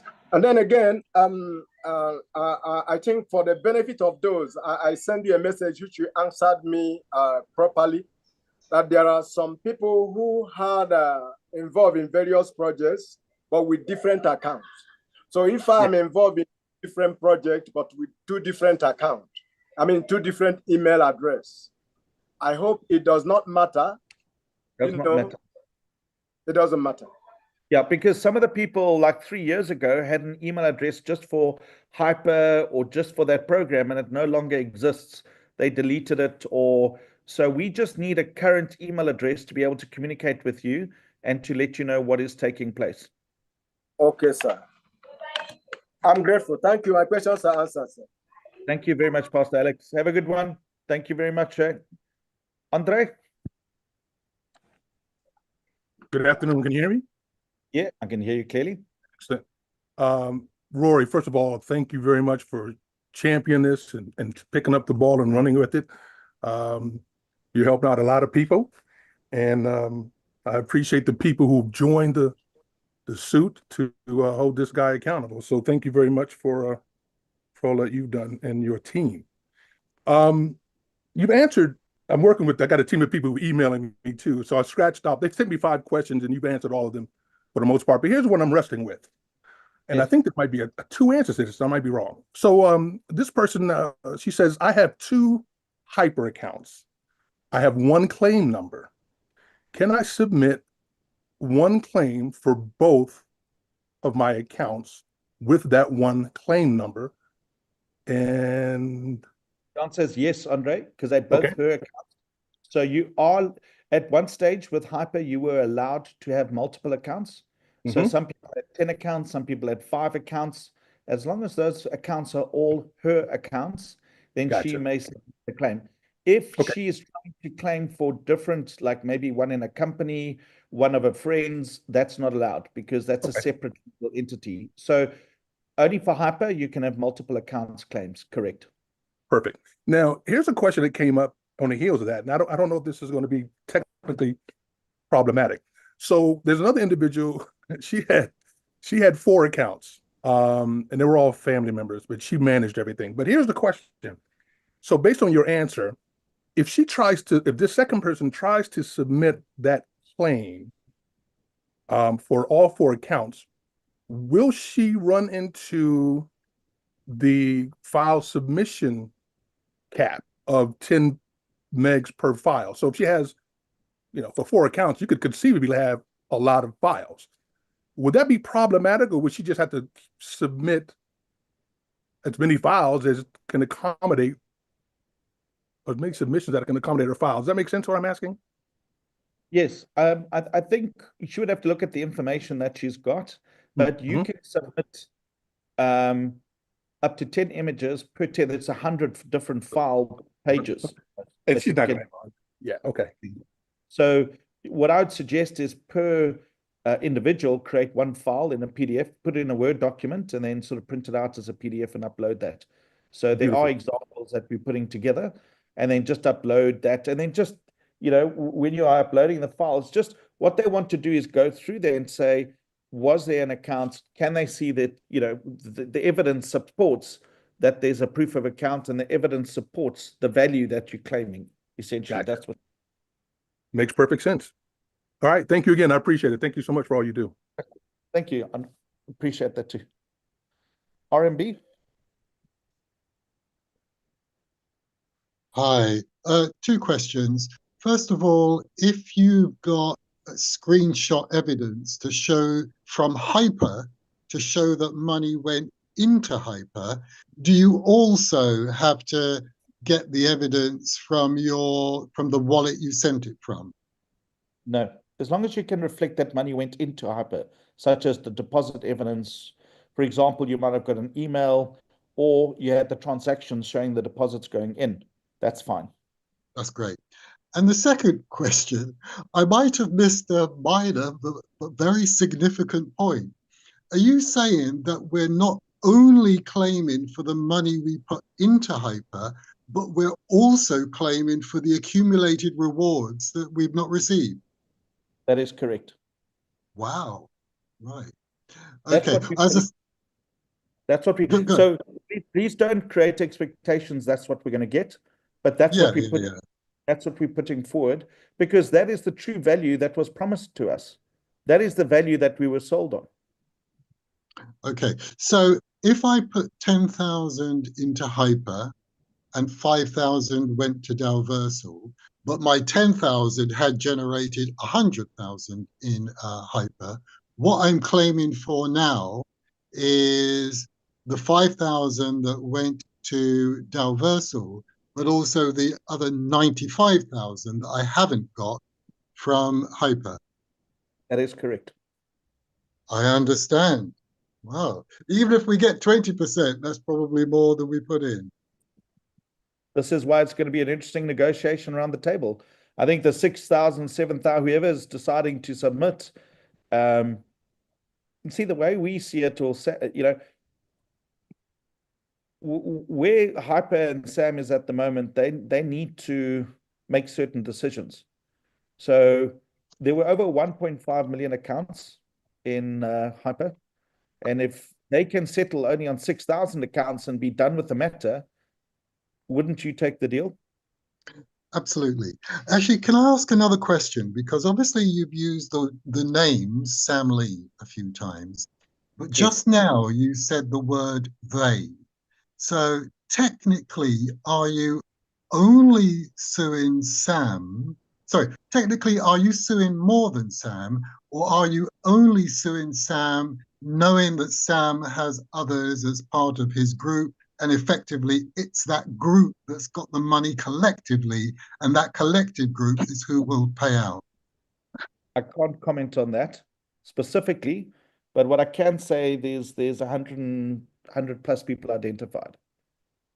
Right. Okay.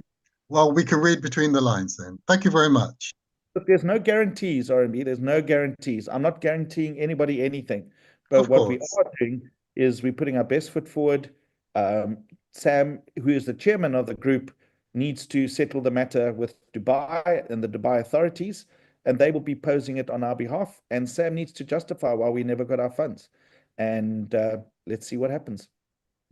Thank you. All right. Thank you. Joseph. Hey, Rory, good. How are you? I'm good. Thank you, sir. Thank you for doing all of this. We appreciate it a million times. I have a question. I managed to get to that link you had sent to get back to the Hyperverse to make a screenshot. Did it work? I got this. Hey, well done. You must have been very quick. Huh? Did you record the screen?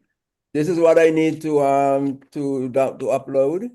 Yes, you can use that because that shows the value. You managed to be able to capture that. I don't know if you're still able to do it, but for the others, but that is correct. There was a little glitch where you could capture the information quickly before it defaulted out, which I think we were able to do. Yeah, it has to be quick, yes. Very quick, yes. I also have a copy of the money order I had gave. So both of them is substantial? Yes. Proof of deposit, proof of asset, and now you just need proof of account to show an email that you opened the account or something that shows proof of account, which, if I'm not mistaken, isn't your name on that account? That isn't the username there, the user ID? On the top left-hand side, there's a user ID, is there not?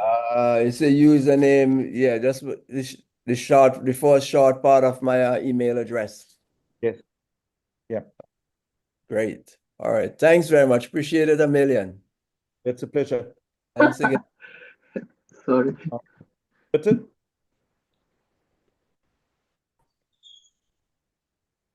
Yeah, can you hear me? Yes, I can, Bitten. Yeah, okay, yeah. Yeah, I have two things. I also want to say thank you to you for your hard work. It's just fantastic that you stand up for everyone. But, you know, I submitted first the form, and then I didn't see that it was accepted. So later I submitted again. So you might have got two forms. The first one doesn't count. What do I do about that? The second one is the one that counts then. They will pick up on the duplicates, so they'll probably delete that. So just only edit the current one that you've got. Did it send you a confirmation email twice or only once? No, I haven't got I didn't get a confirmation email for the first time.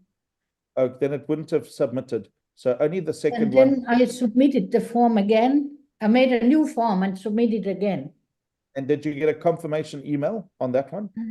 That I'm not sure because not yet, I think. I didn't get it yet. It should be in your email box, but I will spend some time doing some more training on the online form. Look at your inbox, like I showed earlier when I was going. I entered everything I submitted and the information within about 10 seconds, 20 seconds, you should have got an email. So look under if you I didn't get. Look in your email under updates. It might be sitting in your updates folder. So I don't know if you're working with email. Just go and have a look under your update section. Just check all the different folder sections to see if it's there. Sometimes it goes under updates on the Gmail. Updates, okay. And if it's not there, then what do I do then? Send a message to askroryc@gmail.com and put a comment there and let's see if we can help. Okay. Okay, and then I only now I just heard the question from one of the other people here, but I only claimed for the initial amount, but in fact not for the accumulated. So should I go back in and find out if I can find any proof of that? Yes, you must go in. You got and until then resubmit. Yeah, you got until the 22nd. You can edit it and update it. Just make sure that the paper form and the online form corresponds, that it matches, you understand? So if you have to start the process again, look for the email, you can edit it, and then you just edit your form, upload, okay? Okay, I will try, thank you. Okay, we've left that edit function in there because we realize that people might find additional information or changes. So once you will be able to edit that form up until the 22nd. Yeah, okay. Thank you. All right, pleasure. Yeah. About, is it Boza? Sandy here. Sandy Bow. Oh, Hi, Sandy Bow. Hello, hi Roy. Thanks for everything you're doing, and hi guys. I mentioned this in the comments. Dave kindly put the link in. When my husband took this out beginning of last year, February, March time, he was told he could get money back in 20 months, which would have been October, November last year. But then we found out that Hyperverse went tits up, excuse my French. So we never actually got any money back from anyone, Hyper or Diversal. So we haven't got a wallet. I don't understand about this wallet situation.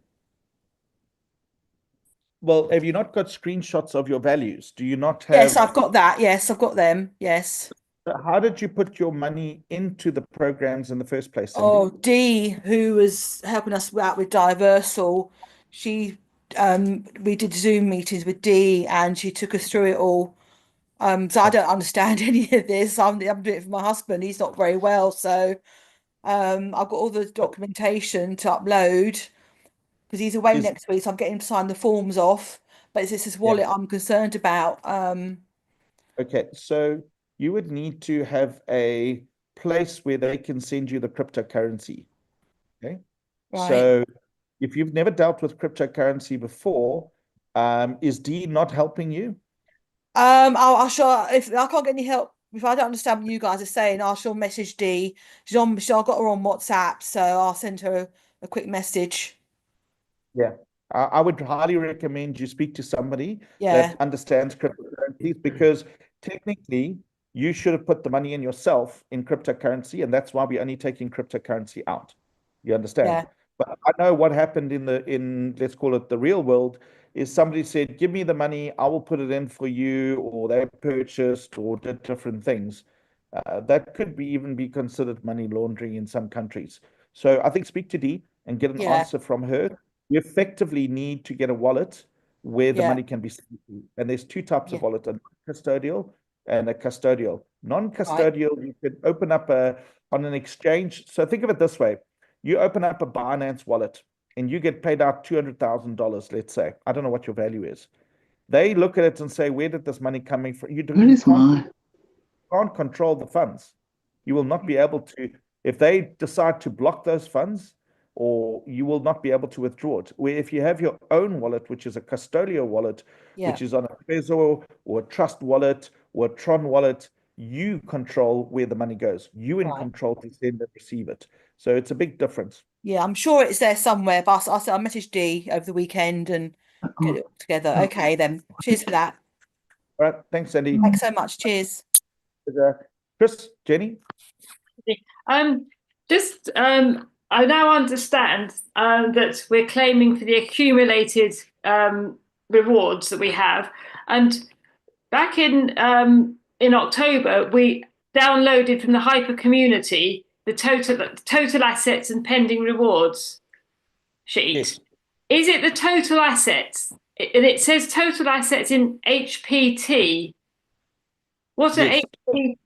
Pardon? That was a Hyper token. So you need to claim the total dollar value, Jenny. How do I know what the total dollar value is? I can't see your screenshot, but there should be a dollar value there. And if it's a token value, you would need to have a look at, maybe some folk can just put some comments on that at the moment. Because your Hyper token value and your DC value is what some of the people transferred to Diversal. And So, I'm in Hyperverse. I never Hyper- I didn't. is there, you didn't send anything out. So is there not a screenshot with the dollar value at the time there? I don't have one because when I was advised by the person who introduced me, he said just record in what you put in and what you took out. So I don't have any evidence of how much. I can tell you how much money I put in and how much I managed to extract, but I don't know in between numbers. Okay. I think just attend one or two of the other meetings, Jenny. I'm going to put quite a few examples into the files, and then maybe have a look at some of those that might give you an indication of what it is. But I can't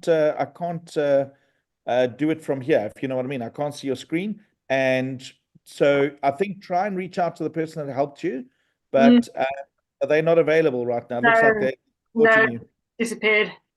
Disappeared. Okay.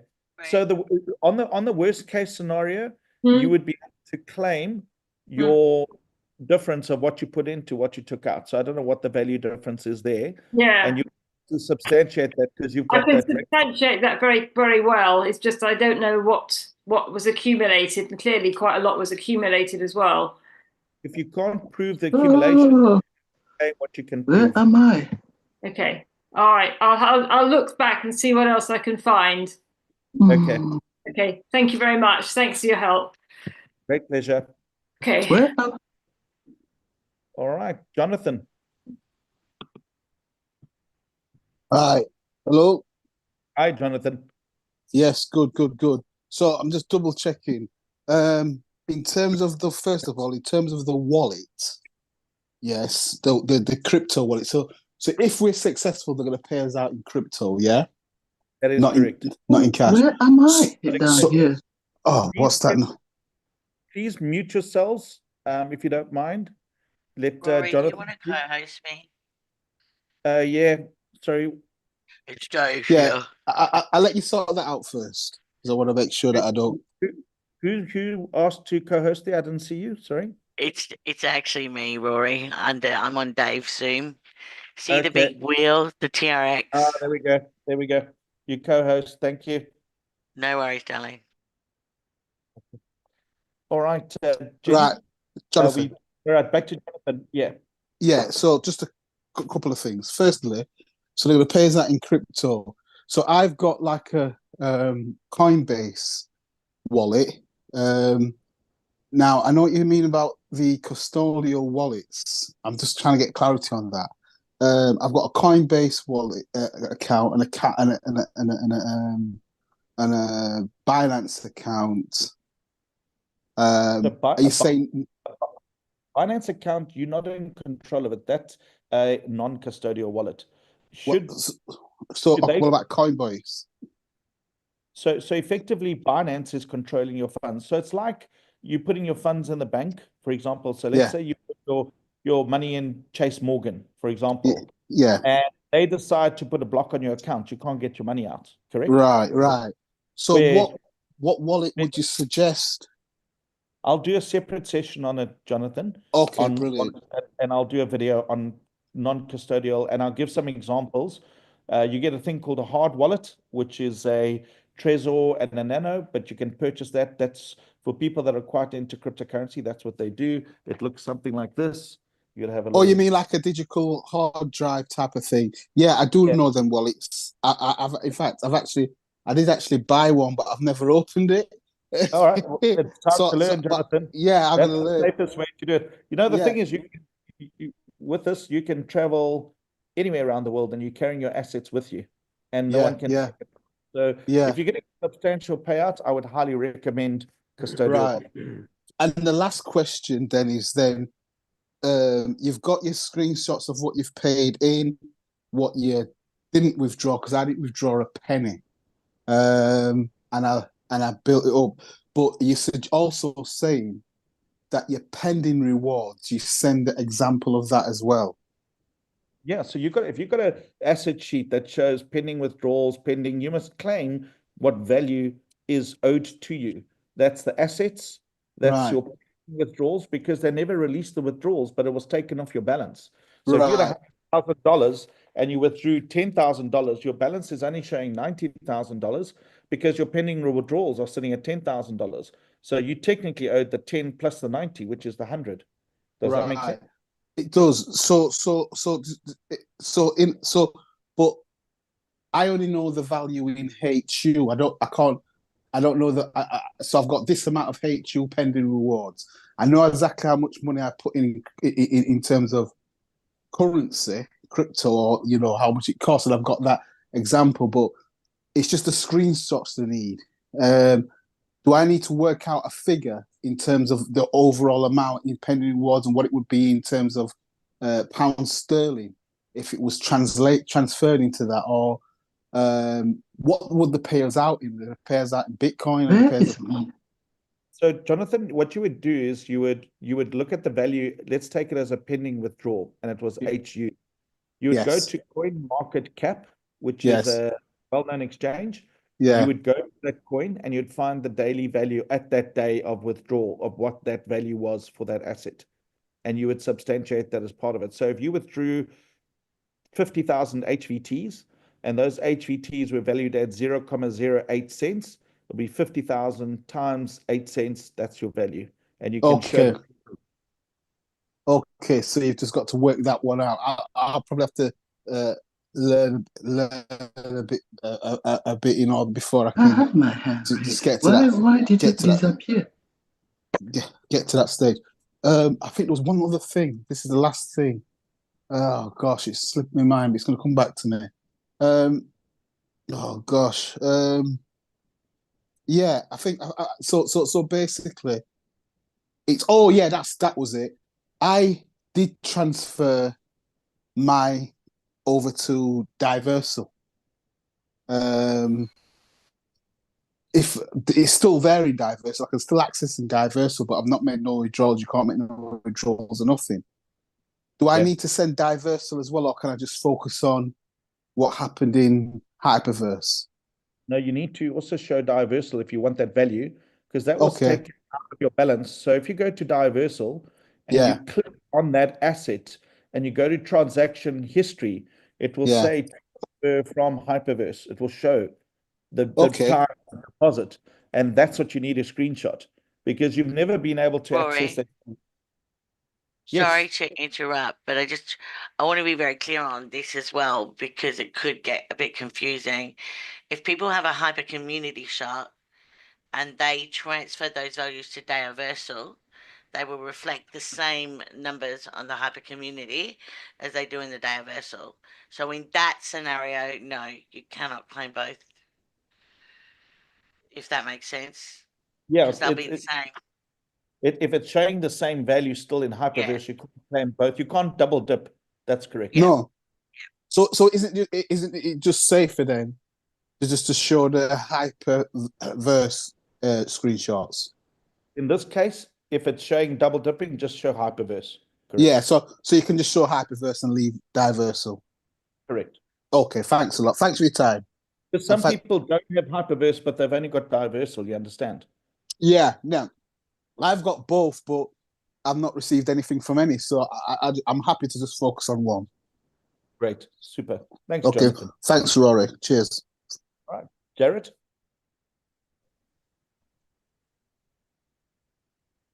Hello, Roy. Thank you for everything you're doing. Hopefully you can hear me.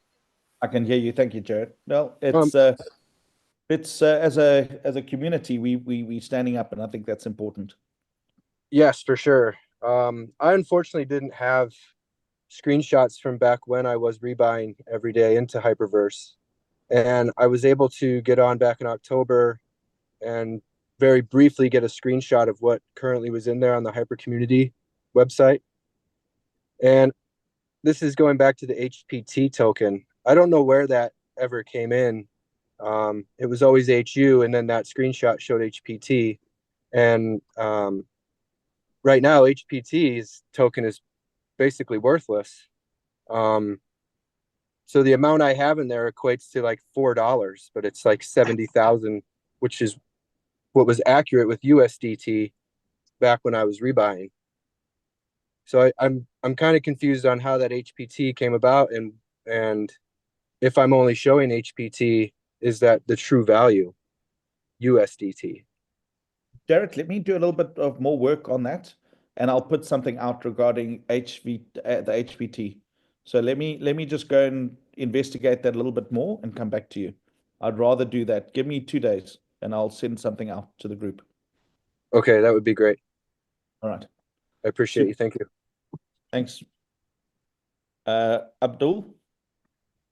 Hello, good day. Hi. Okay, I have a few technical questions that I wanted to ask regarding uploading the claim proof. If a person has 2 different accounts which are under him, and he's basically, how would that person put 2 different, how would he express himself that he's putting images of 2 different accounts on the online form? That is my first question. Is this for Hyperverse? Yes, Hyperverse. So in the detail of your supporting sheets, you would say account number, account name John, or account name John1 or Abdul1, and you would say $10,000. And then you'll have the supporting documentation for it. Underneath that, you would still say Abdul account 2, $13,000, and you will show the 2 different accounts in a PDF document with the values and showing how you've added the values together. You can do that on the Excel sheet and print that off, or you can do it in the Word document. There are some examples that we will upload for you to see. Right. So basically, we'll have to do all that in a Word file, and then upload that, and after that we'll upload the screenshots of the numbers or claim numbers, the amount that we're claiming, right? That's correct. So you remember, you can put this all into a PDF document.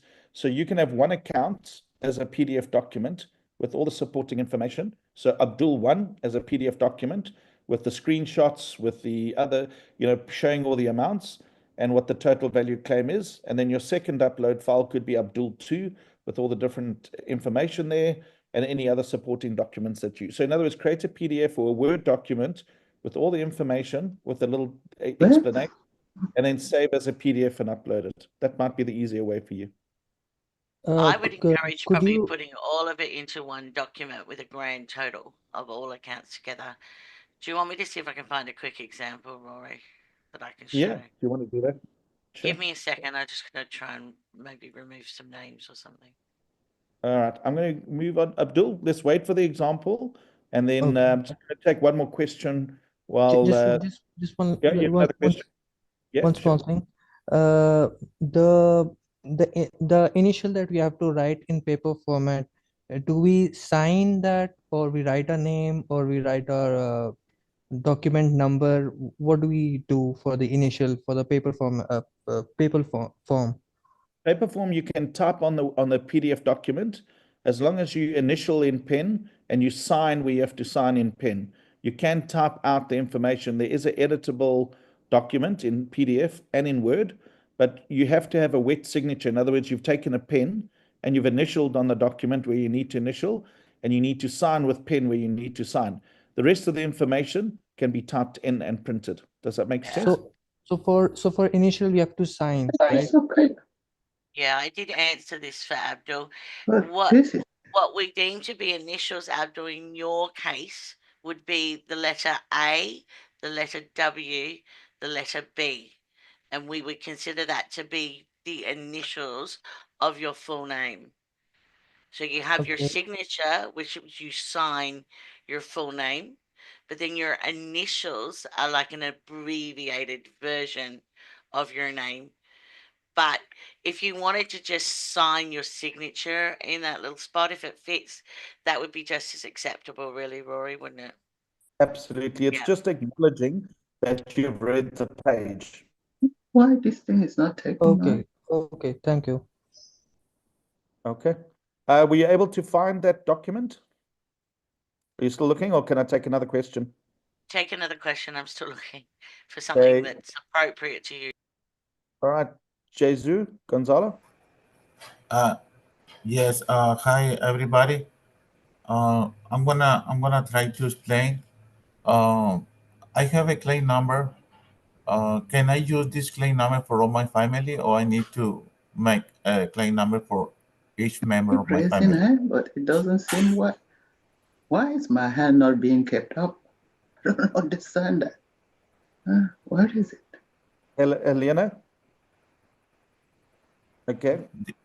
Sorry, I'm going to have to. So, Jesu, it just depends how those accounts were opened, but it's one claim per person, one claim per legal entity. Does that answer your question? Yes. The other question is, do you think it's gonna be in the future videos in Spanish or just in English? I'm only doing them in English. You would need to get together with other people that speak English and Spanish. I just am not in a position to be able to do that, unfortunately. Not in the 9 days. You're going to have to get together with other members that speak English well and work through it together. That's why I've asked people to please form your groups together to help each other. Okay, so if I want to send the money for the $15 for each my members' family, can I do that right now, or I can? Yeah, you can email askroryc@gmail.com, and then you will be able to get instructions. Then they will allocate a number to you, allocate an invoice and a number, and that will cover the costs, and then you can you'll get given a claim number. Okay. Okay, thank you very much. All right, Helena. Helena,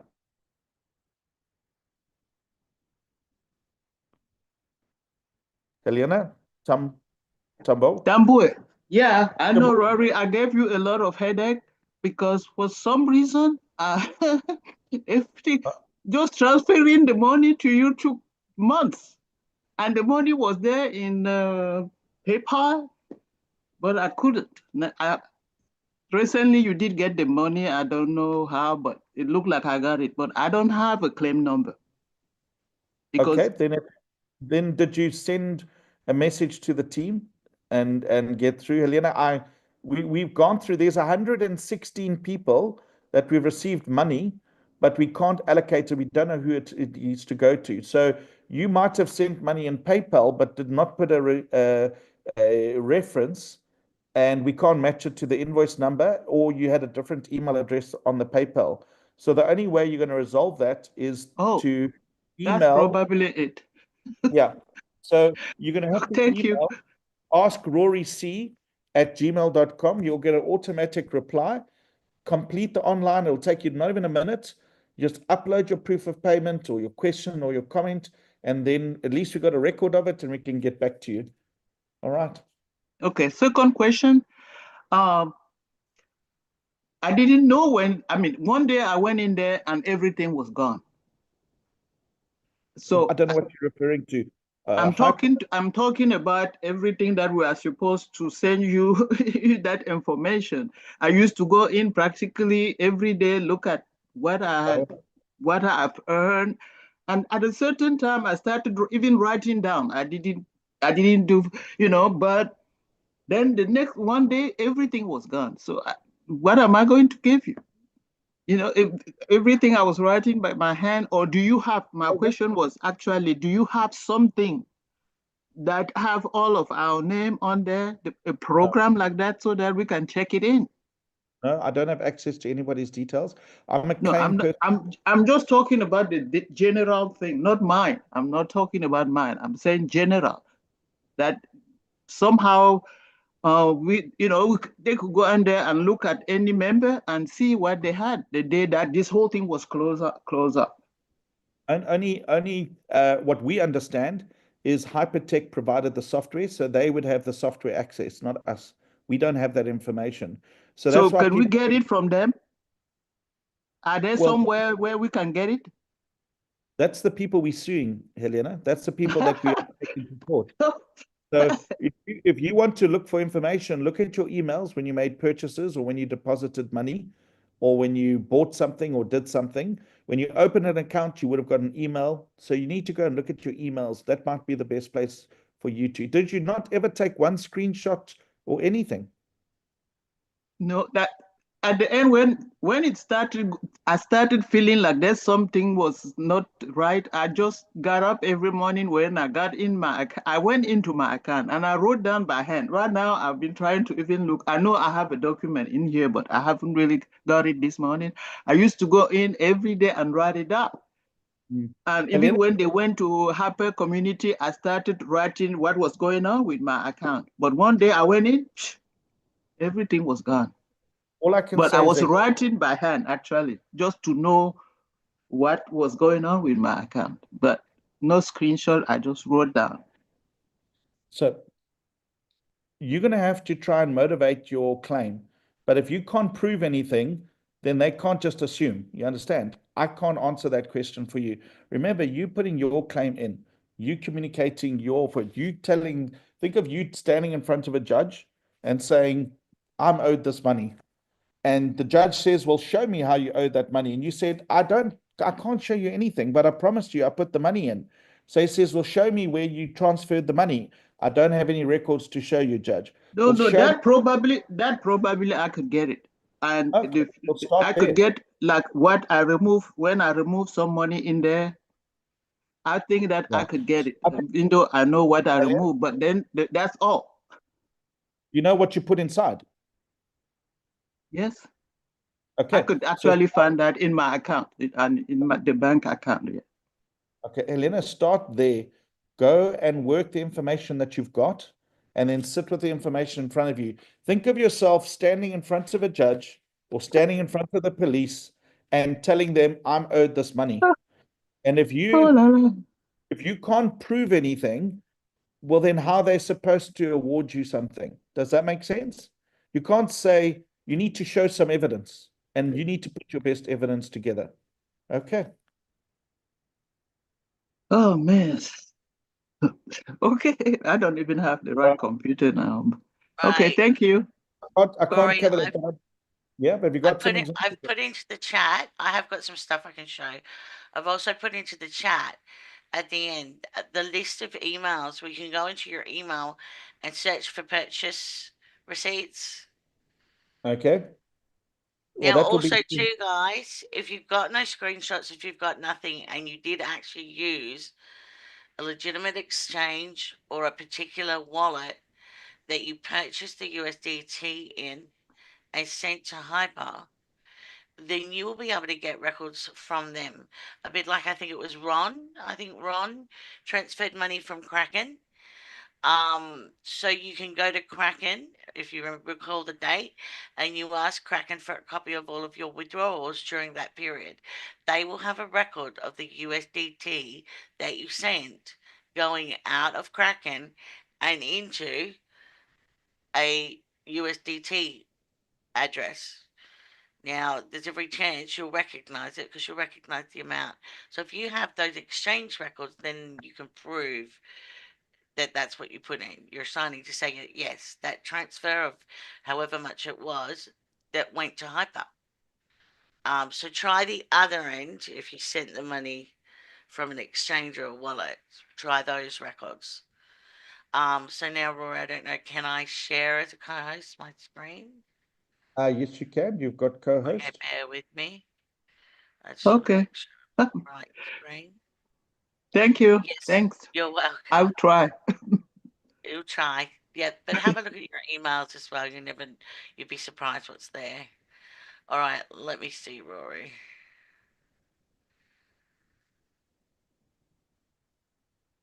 This is okay. So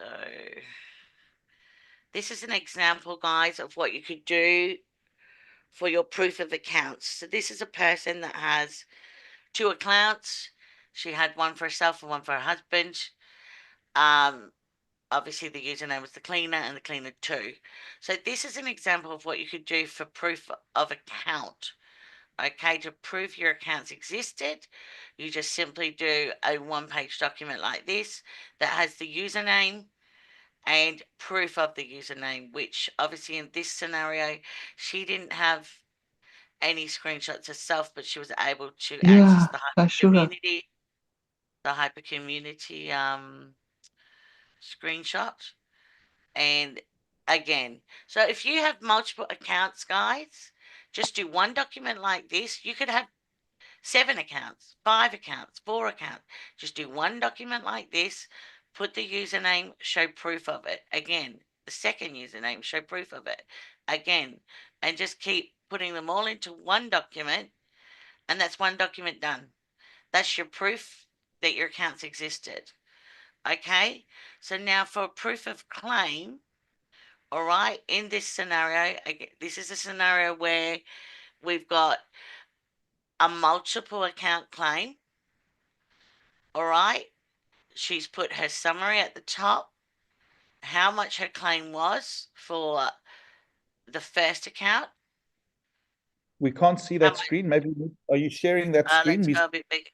Oh, okay, hang on a minute. Maybe not. Stop share, and now I will share the next one. All right. My apologies, Rory. I didn't put it on dynamic. Okay, is that large enough to see as well at that end? That's great. 100%. All right. So you've got proof of claim 4, and you can put your name there. Make sure, obviously, every document that you do, make sure that you are putting your claim number on it. So this is an example with multiple accounts. Now, this could be 2 accounts. It could be 15 accounts. You follow the same principle. All in one document, you do a summary at the top to get your total claim. Okay, so this is a scenario where you've got 2 accounts. Then you show your proof. Okay, so this is just your summary and your total account, total claim, proof, username. So as we said, total claim, you can claim total assets plus pending rewards, plus if you can prove pending withdrawals, you can also add them on as well. All right, so as Rory said, he's going to develop some more examples to show you, but this is just a quick one to give you an idea and a bit of direction. So if you also had pending withdrawals that you could prove with a screenshot, then you could just simply, well, my caps lock must be on, add their pending withdrawals. Sorry, my capital pending withdrawals. And you'd add all those 3 together and do the total for that particular username. And then you would have obviously 3 pictures. So in this case, all she has is a proof of her pending rewards. She doesn't have anything for her total assets. She only had her pending rewards at a certain point in time. So that's all she's got, but she's happy with that claim. Now with the she's put the proof of account here again, which is fine. Remembering you need a separate proof of account to upload. And this is just the second page. Again, username, total claim, total assets plus pending rewards, 0 plus whatever the pending rewards is she has proof of. And that is the total for her second username. And her proof of account there as well, just to be sure, So obviously you carry the 377 and the 720 up to the top in your little summary, add those together, and this is your total claim. All right? So the clearer you can make it, guys, the better it is. And to be honest, I would be encouraging you, if you're able, to do a document like this rather than just upload. You will need a document like this anyway if you've got multiple accounts, because at minimum, you will need this information. Because what you can't do is upload, 15 screenshots and expect the Dubai authorities, to filter through all of those for a total, or even though the total's in your form. It's just, that's my opinion, if you can do a document like this. So if you had another account, then you would obviously do a third page with your third username at the top and the total coming into the total claim. So hopefully that's helped a little bit. What I can show Rory too quickly, if you like, because I've got it here, is, where is it? Make sure I click on the right screen. A quick question while you're doing that. These Sure. websites do not exist anymore, right? You can't, if you don't have a screenshot now, you Yeah. can't get it. Okay. No, All right. Just unfortunately, we did have access to access to Hypercommunity, this screen, for a certain period of time. But unfortunately, it looks like they have not renewed the certificate on it. So I don't know. It comes up as a dangerous website. I don't know if you've tried it recently, Rory, but No, I haven't tried. yeah. Somebody had a video that they put together. I can put the video out, but I can't guarantee it's still working. I'll try again, and if it is Yeah, I still don't working, think it is, unfortunately, but it was hyper-community.com. So you can try it, and there was a video. Now, this is just another example, okay, because a lot of people didn't have screenshots, unfortunately, so they were relying on this hyper-community shot. So if that's what you've got, and this is a case of where it's just a singular account, it's a simple document like this. You put name, you put your claim number, you put the username, which you've got here. And now in this scenario, guys, you see here total assets is covered up. Well, fear not, because your total assets here is indicated as HPT. And the HPT total that is hidden is actually shown down the bottom there as the 10,923.98. Okay, so on this screenshot, this is actually showing the total of all assets you had in your back office and the total of all the pending rewards that you had at the time where they went through and calculated the conversion for you to shift to Dayversal. Now, the currency and the amounts that were shifted to Dayversal was HPT and DC. Don't ask me what they are, what they mean, what they're worth. It's irrelevant. Just realize that the HPT was your total assets value in your back office at the time, where it all went, as we say in French, tits up. And the pending rewards is the DC value. Okay, so you may not have this screenshot. So the total of your claim is essentially both of those amounts, the total assets and the pending rewards added together to form your total claim here. And that is N equal to USDT. And that USD. is USD. Exactly. Okay. It's Great. all in USD value. So that's the example. Now, you may not have this. You may have a Dayversal shot. Okay. can I still have one question about this hyper community page? Absolutely. If I have just this screenshot with all my numbers, is one document, uploading one document then enough? I would also do have some okay. I will show you what in this scenario you would do, in my opinion, do 2 documents for Rory. This would be your proof of claim. And then what you could also do, and let me see. because I have a lot of emails. I have Yeah. So I have I'll show you what I would do. Mhm. What you could then also do is you essentially you could crop this picture, Mhm.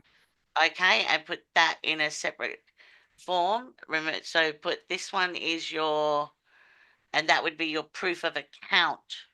Okay. So you would take away that, and so you would have proof of account, you would have that picture in it, and then proof of claim, you would have the full picture in it. Does that make sense?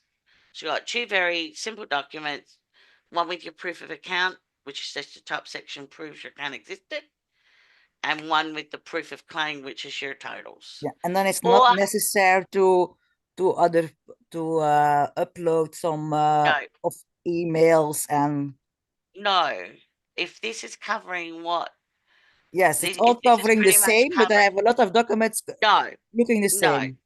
no, one proof is fine. Okay, And thank you. particularly if it's this shot is pretty definitive. Yes, okay. The only reason you wouldn't, now would explain too, if you're accessing, as I said, you can crop this picture down to use just simply this top section. You might, like in the example of the cleaner, you might have a pending reward shot from your actual back office that shows more and is actually a truer representation of the money that you lost. I mean, in this case, you know, this gentleman might have tried to do a heap of withdrawals and never got them. So those amounts would have come off his pending rewards and his total assets amount. So that's not being accounted for in here. So if you're looking for proof of account, you can just use this top section and then use a different pending reward shot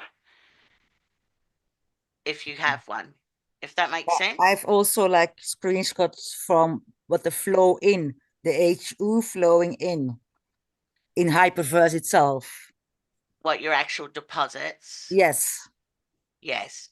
Well, they would have formed part of your Yes. pending reward anyway. Yes, it is. So you wouldn't claim both of those, no. Okay. Thank Now you. I'll just stop share for a second and I'll see if I can find an example of what you can share in from Dataversal. And you'll find in majority of situations that your Dataversal figures will match the hyper community screenshots. So I'm just looking now. I thought I put the picture in the chat, but bear with me, I will find it. I don't know if some of my answers have been going through, Rory. So bear with me, guys. I just want to find this visual for you so that if you are a Dataversal person, you know what you're basically looking for. Optimum team. I'm sure it's in here. I won't be a second. I'm just going to find it. So is there any questions there? Sort of, we'll maybe put together some basic templates for you guys, but that's just a basic sort of layout of what you're best to show.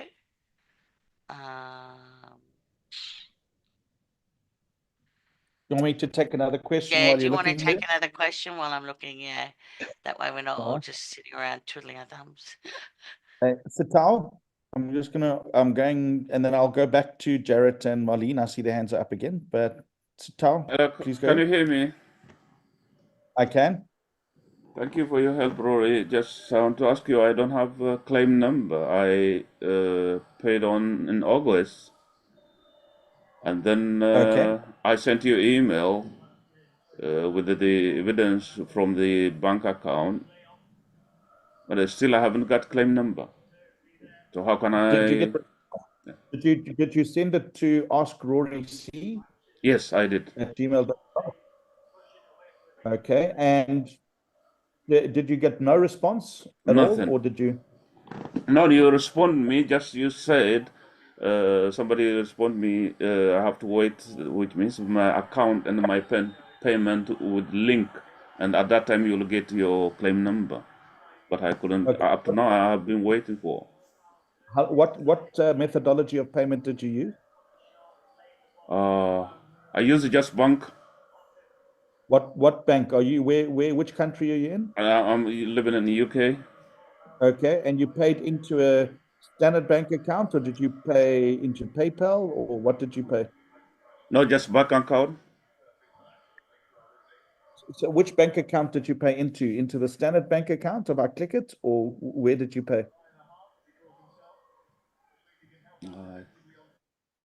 That one, what it says, it is in this, it's calculated in South African money or something like that, and it's equivalent to the money that. Okay, so when you transfer money from country to country, it's got to get released from the central government. Okay, so I would have to try and track that down. It might not have been, I don't know which bank you used in that, but when last you said it was in August that you sent something, correct? Yes. Okay. Now we might have received money, but have no reference for it. You understand? We don't know who's put the money in. It might have just appeared a number. So can I ask you to do something for me? This will help us to try and help you. Do you have a record of the payment showing it going out of your bank account or a proof of payment? Do you have a form of proof? Okay. Yeah. Can you email askroryc@gmail.com? I'll put it in the chat. You're going to get an automated reply. Okay. It's an online form. Just click on the online form and upload your proof of payment there. We will Okay. then assign you a number. You could Okay. be one of the 116 people that we just don't know who it belongs to. Okay. All right, I'll do that. Thank you. Thank you. All right, Right. I'm ready to You share got again. something? Okay. I Fine. have. I was just looking for, yeah, the Dioversal screenshots. So I don't know if we can see that. I'll go back a little bit smaller. So this is just a screenshot from the Dioversal back office or on that. So you need to go into assets in that bottom corner, or in your back office, assets are at the top there. And then what you're looking for is the deposit account. So what we're actually looking for in Dioversal is not your total assets, not what you bought, not what you've exchanged, not what you've got as rewards. We're only interested in the deposit. And the reason for that is what would have transferred, had you done it, over from Hyper Community to Dioversal. So we actually want the, bear with me. I'm just trying to make it a little bit bigger and it's not working. So what we want is assets, deposit account, and we want the details screen. So click on details and it will bring up a screen, screenshot that. And the same, so we want the details for DC and for HPT, sorry. Okay? Details for DC and HPT. So they are the screens. You click on those, take a screenshot of whatever you get there. I haven't got the other actual screenshots, but that shows you how to get to them. So assets, deposit account, details for DC and details for HPT. And that will prove what came across from Hyper Community into your Dioversal. Any questions on that? No, I think that's clear, and I think we will also put an example on that to, and have that Yeah, done we'll there. put an example together.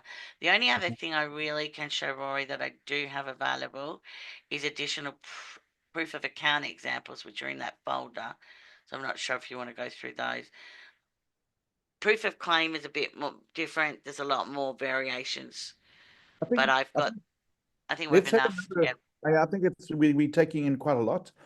We can communicate some examples in a shorter video, you know, maybe a 10-15 minute video I can send out and take people through the examples, exactly what you've done. I think that will be easier for people. Absolutely. Thank you for that. That's given a great insight. Vimal? Hello, Mr. Rory, can you hear me, please? I can hear. Please go ahead. Yeah, many thanks for attending my call. Actually, just I was wondering, as the ma'am was telling just a couple of seconds before, I don't have any proof of Hyperverse because you know those thieves, they have removed everything from the website, so I can't access anything. The only evidence what I have got at the moment is that the Darvozal account. Is it okay to prove that as I have genuinely existed and genuinely paid into Hyperverse? Is that's my first question, sir. And sorry, go on, please. So yes, in Diversal, the example we've just seen, if you go in there and you click on the details, you will see a transfer from Hyperverse. Yes, sir. Yes, sir. I do understand everything. So my only question is that more than sufficient to prove that I really existed and then I had the transfer from Hyperverse? You need to prove that you had an account. That shows you your values. Did you not ever get an email from Hyperverse? Yeah. I have tons of emails from Hyperverse and Hyperfund and Hypernation, whatever. So blah blah blah blah blah, etc. But the only point is that I don't have a sort of a where we go into our homepage in Hyperverse. Those screenshots I never had because I never thought this would happen for the millions of users across the entire globe. Yeah. So Vimal, the money that went through to Diversal is your assets at the time, correct? Yeah. Transferred. Yes, now, sir. all those emails that you got proves you had an account because your username was there and you've done transactions. I can prove that. I can validly prove that I got one on my account, one name on my account, and another one existed on my wife's account. I can prove that clearly. But my only point is that what I'm trying to say is that I don't have the screenshots of the Hyperverse and the Hyper community. That's my only concern. That is why we're using Diversal. Okay, fine, sir. Got your point. So it is 100% okay to prove that the funds has been transferred to Darvozal. That screenshot speaks a lot. That's what you are trying to say, sir. That is correct. Okay, sir. Second question is that if you could make some sort of Zoom meetings for the custodial and non-custodial, which will be really useful for people like for naive people like me who don't have any access to the so-called shitty crypto all these the currencies and everything, which will be an eye-opening for all of the naive people across the globe for me. And third one is that if you have some sort of a Telegram or WhatsApp group, that will be really immensely helpful for us because we are missing on the updates from what you are sending to, it goes across to different people across the world because I live in United Kingdom. And then it goes to the so-called the leaders and the leaders, they are doing their best at the moment. Sorry if I am too fast at this minute because of my accent or anything, sorry. It goes to different leaders and the different leaders tend to post at different point of time. And luckily, I was in your group. I mean, lastly, I paid before because I wanted to take it as a serious because we hardly work for our money. And then I wanted to get every penny out of that, what they promised. So basically what the last point is that if you have some sort of a Telegram group or anything, that will be really grateful and helpful for us, for people like me, sir. That's it. Nothing else, sir. Thank you. Thank you so much for having me in this call. Thanks a lot. Vimal, to answer your questions, working backwards, yes, there are groups. I will communicate the groups again on an email. Are you receiving emails? Do you get the emails from me? A couple. No, like last month, what happened was actually I didn't have the claim number, and then you wrote to me saying that this is your claim number from Bimalan Balasubramanian from United Kingdom. So, and then you also spoke to me. I mean, you wrote an email saying on my wife's account existed too. Yeah, so basically I have got a claim number and all the, whatever the so-called screenshots. And then we can't leave this one. We have to sue that idiot because he can't, no, sorry for my rubbish language. But this has caused so much of devastating effect on everyone's life, sir. So we want something at the end point. Sorry to speak a lot. but it has caused a lasting damage in my personal life, sir. So that's it, nothing else, sir. Sorry to talk unwantedly, but I'm a bit emotional. Sorry. No, we are. So I'm going to put the link now for the newsletter. So Yeah, okay, if you sir. have, you just have a look over there. You can click on that link and put your email address. That will mean that you will get the emails coming forward with your claim Okay, number. fine then, sir. Thank you.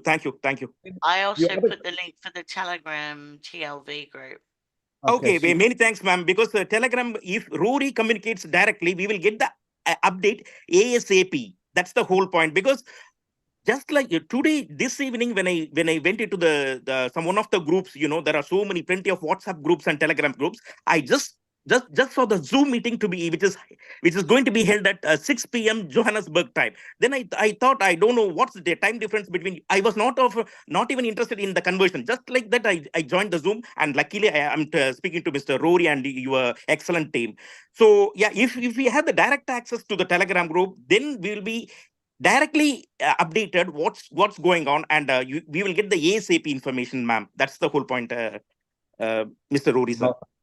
Thank you, Vimal. And to answer your second question that you asked, I will do a video on non-custodial and custodial. Yes, sir. Because it will be eye-opening for all the naive people like me, and then it will be a sort of a very good lesson for every one of us.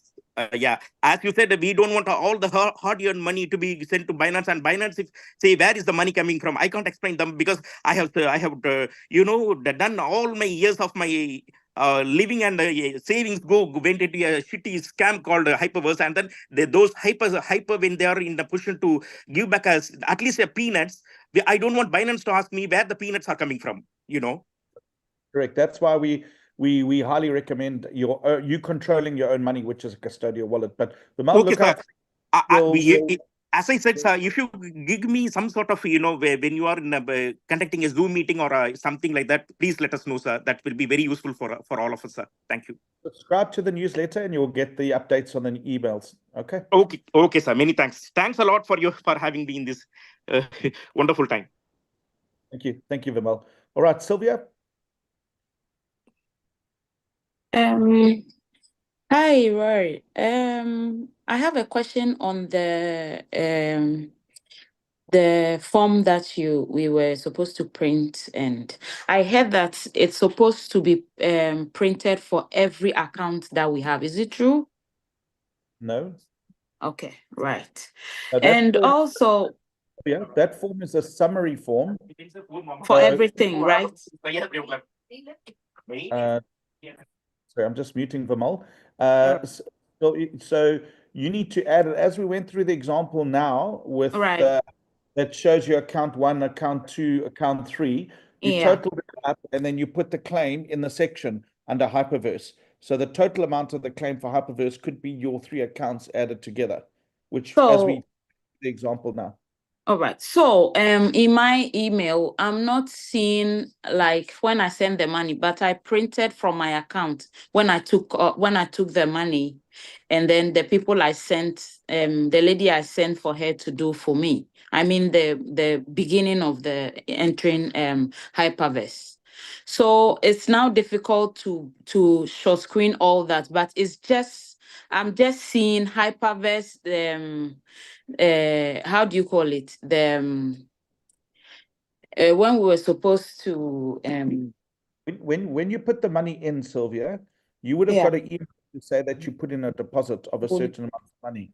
So look for the emails that you've got showing the deposits.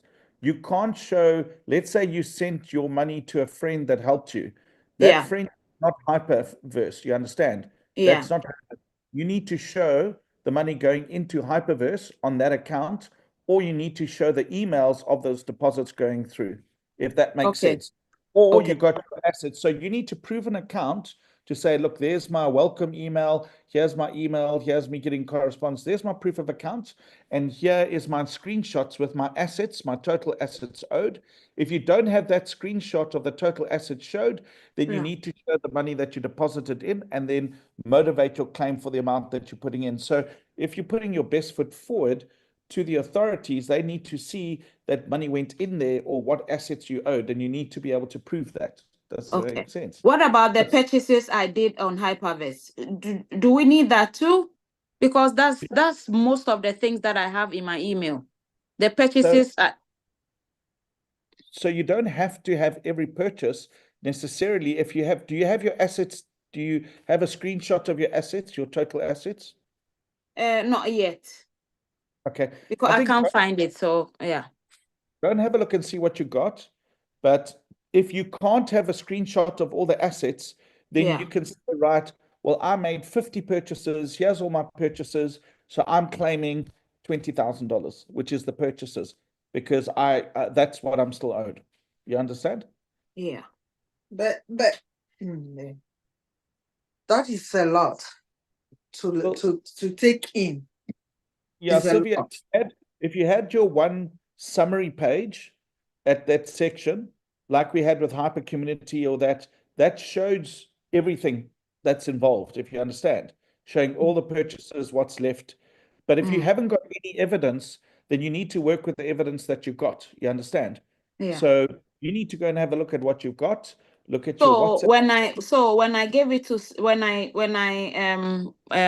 transferred a money to a friend's account to put it in Hyperverse for me, how am I going to claim it? How am I going to claim the receipts? That you can't show, because how do they know that that money went to Hyperverse, or did you just give the money to your friend to buy an overseas trip? Yeah, right. Okay, it needs to be relevant to the platform. Does that make sense, Sylvia? All right. Yeah. Okay. Thank you. All right. Thank you, Sylvia. Good luck. I hope it comes through. Tara? Thank you very much. Pleasure. Hi, Tara.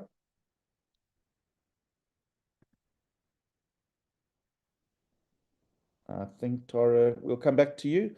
Connie Sturwell. Sorry, you hear me? Okay, I can hear you now. Yes. Okay, all right. Hi, Rory. Hi, everyone. My question is like, I moved my assets from Hyperverse to Dauversal, and I have the screenshot of the Hyperverse login, all the credentials. But when I try to log in into Dauversal, I think they make it some kind of mess. It says to me like user does not exist, so that way I can't access my Dauversal accounts. So how can I do, like, what should I do? As far as I know, people were still accessing Diversal. Are you using the correct details? Yeah, like I used to Hyperverse, and I moved my asset to Dauversal, but still on Hyperverse, it shows my login credentials, and I can present that one. But when I try to log in, can we just get comments on the meeting chats? Are people still able to go into Diversal? Can we just see comments? If we can see comments in the meeting chat, anybody that's been able to log into Diversal? Connie says yes, you are able to log in. Yes, you can log in. So there must be some reason maybe you got to reset your password or check your login. But Diversal is still working, Tade. Other people are, and Catherine's just saying she logged in now. So it must be a user. Yeah, I did try like reset my password, and still just saying the same thing. User does not exist. So I don't know what to say, because the other people are logging in, Tara. So maybe you just got to look at your records, or I don't control that platform. I have no direct contact with anybody there. So I think you need to just try and get some help to see why you can't log in. Try clearing your caches. Try clearing your browser caches. Try different browsers. Yeah, maybe that's it. Yeah, try on data, try on internet, try on VPNs. Which country? Which country you in? I'm in the United States. Maybe that's the issue. It's getting blocked via the United States. Maybe maybe they flagged that account or flagged that domain. Maybe you must try a VPN. Yeah, I don't know. Like I try, like, as much as I can. Like I reset my password, but it just says like the same thing. So I will try all my best. And if I couldn't like find that account information, Still, like I have the Hyperverse login credentials, and it shows me my username, all those things, and 0 asset. Is there like that's enough for proof? You broke out a little bit there, Tara.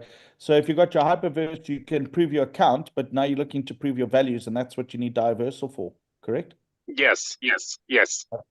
So I'm just going to make a suggestion because there are some people that are logging in and have made some suggestions in the chat. Can you just make suggestions in the chat, please, for Tare or for others that might be struggling into getting to Diversal? I see some have made some very good suggestions about VPN, setting it off, etc. And maybe just read through the chat there and see how that could maybe assist you. And then we'll see in a day or two. I'm right, okay? All right, thank you. All right, thank you very much. Connie? Hi, so if you have two different claims, my son has his own, but I gave him the money. Can two claims have the same wallet address? Like he doesn't. Technically, yes, but I would probably recommend to have a separate wallet address. It's not a big thing to create a second wallet address. So Okay. I can't see there being a problem with it, but it might come up as an anomaly when they're running the system through the exchange, should we be successful. And they might say, hang on, this wallet address comes up too many times or something. I don't know. I'm not sure at that point if they do checks. My suggestion is just open up a second wallet and just keep it separate would be my suggestion. Sure. To avoid All right, thank you. Thank you, Connie. All right, Marlene. Yes, if I heard it very well, it's best to have it so clear as possible. So when I can prove my account in one document and I make another document of the proof of the claim with the total loss, with the accumulated accounts, then I have two documents. And then I just have to upload the declaration of final loss. And then I'm done. Is that then complete? Or do I need also like, what is that document? Declaration calculation sheet? Do I need to fill that in and upload or no? No, you don't need to fill that in. No, that's just to help you. That Okay. calculation sheet is just to support you if you had lots of documents and files to add everything up and just to lay it out a lot easier, because then they could match up the document file names and your support information. But that's just a working document to help you. Okay. If I just have the Hypercommunity complete screenshot, the proof account, that screenshot, and the declaration of final loss, then I'm complete. And yes, with all your other supporting documentation, like your proof of address, proof of government, proof, the other stuff as well. Yeah. Yeah, All yes. My ID and Yes, exactly. Okay. Look, we're not misunderstand it's going to go to an audit process. It needs to be valid. Okay. They're not expecting to have 50,000 repurchase. Some people did repurchases in the hundreds of, if not thousands, you know what I mean? So they're never going to go through all that information. What they want is essentially a summary proof to say, yes, here's my account. I can prove I had an account. Here's my summary proof of what I'm owed. And that was pending rewards. That was, withdrawals pending. This is now, if you don't have those screenshots, then you need to make up the information to prove that you had a financial. When I say make up, you need to find other sources, and that becomes the deposits that you put in or the purchases that you made, and then your estimates on what you owed, so that you can say, look, if I had access to the system, I could calculate it more accurately, but here I can prove that I put $20,000. I did $20,000 worth of purchases, therefore I'm owed $20,000. You understand? Yes. Because I put $20,000 worth.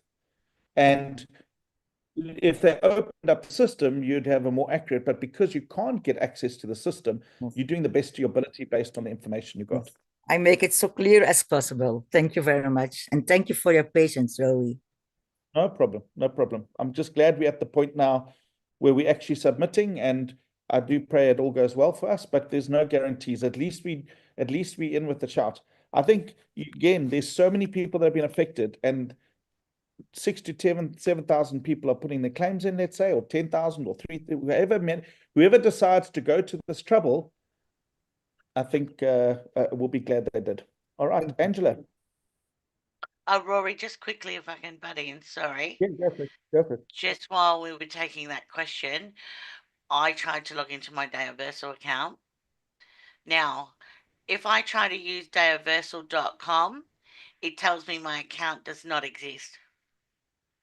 However, if I go to star.dataversal.com to the login page, it seems to remember me. So I'm not sure whether they've split. Hyper community accounts have not been brought over yet to the new Dataversal domain, or accounts that never put any extra money in. Maybe they weren't transferred in the database over to the new domain. Yeah, I think they're also launching Dataversal 2.0. So exactly. There could be changing and things happening in from that perspective. Yeah, so I've just put a link in the chat, star.dataversal.com/login. If I log in there, I'm fine. If I try to log in at dataversal.com on its own, it says it doesn't recognize me. I think that will help Tara as well. Maybe Tara, have a look at. Hopefully. Yeah. All right. Well, thank you for that. That's awesome. No problem. All right, Angela. Oh, hi, Rory. Thank you so much for taking my call and appreciate all you're doing. I just wanted to get just a clarity for the WAS We Are Satoshi. Recently, I don't know, maybe 1 to 2 weeks ago, they opened up the Vault Horizon wallet to allow you to withdraw wrapped Bitcoin into MetaMask, but some of it worked and some of it is confirmed, some of it is stuck. But what did roll over, it's just sitting there because Chavez has not formed a liquidity pool yet. So it's like there's really no ownership. There's nothing at the moment. And so do you have an opinion for that? My opinion is that I'm claiming on We Are Satoshi until otherwise given the money that's owed to me. Okay, sounds good. Thank you. Okay. Thank you. Lily?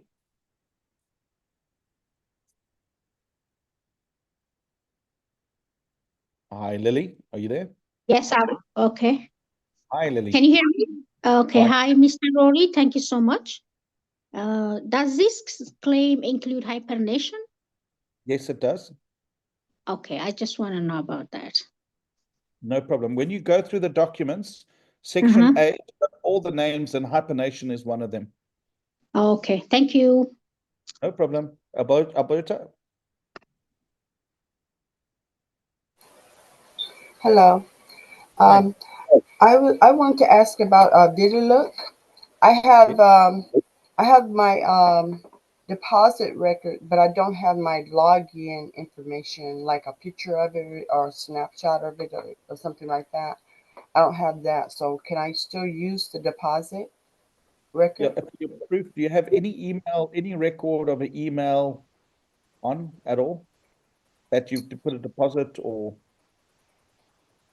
any record of a deposit, anything on your VidaLook in your emails, like opening an account? I know. I might have. I'll take a look and see. So I think try and have a look because you can prove your deposit. That's great, but now you just need to prove your account. Okay. All right. Thank you. Everybody, thank you very, very much. We're going on for almost 3 hours, 15 minutes to go. I want to say thank you for everybody that's taken the time. I'm going to give, I'm not going to take any questions now. There will be another session more than likely on Saturday where I'll do some more questions and answers. We're going to upload templates. We've heard what your questions are. I'm going to try and summarize this meeting. And also, please take the time now before you go just to put any other questions that you may have. Please put them in the chat. I'm going to download the chat and work through all those questions. Thank you for everybody taking the time. And I really hope that, as a community, we've got 9 days to push through, 10 days to get through this. And once we've given everything to authorities, it may be in their hands to do what needs to be done. But thank you very much for making the time for the meeting. You guys have a super evening. I'm going to stay online. I'm not going to take any more messages, but I'm just going to give you 2 to 3 minutes to quickly type into the chat and any other messages that you got there. But thank you very much. You can all leave for those that have already typed. Thank you very much. I'm going to do a 2-minute countdown.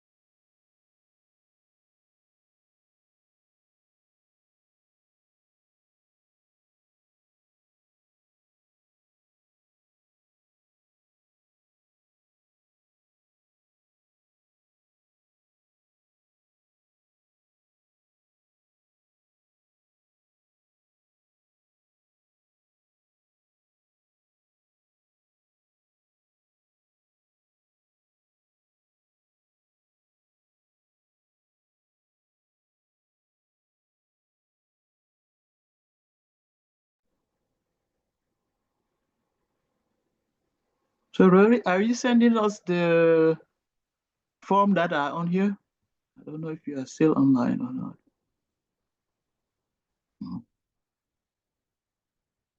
Came back up here late.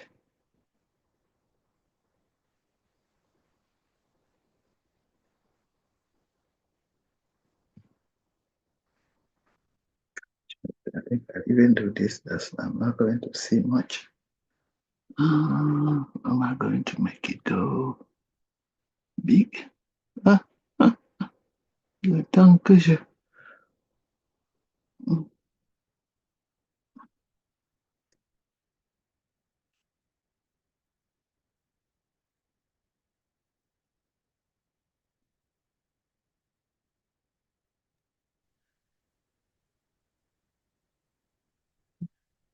Guys, everything can be found on this link in the chat.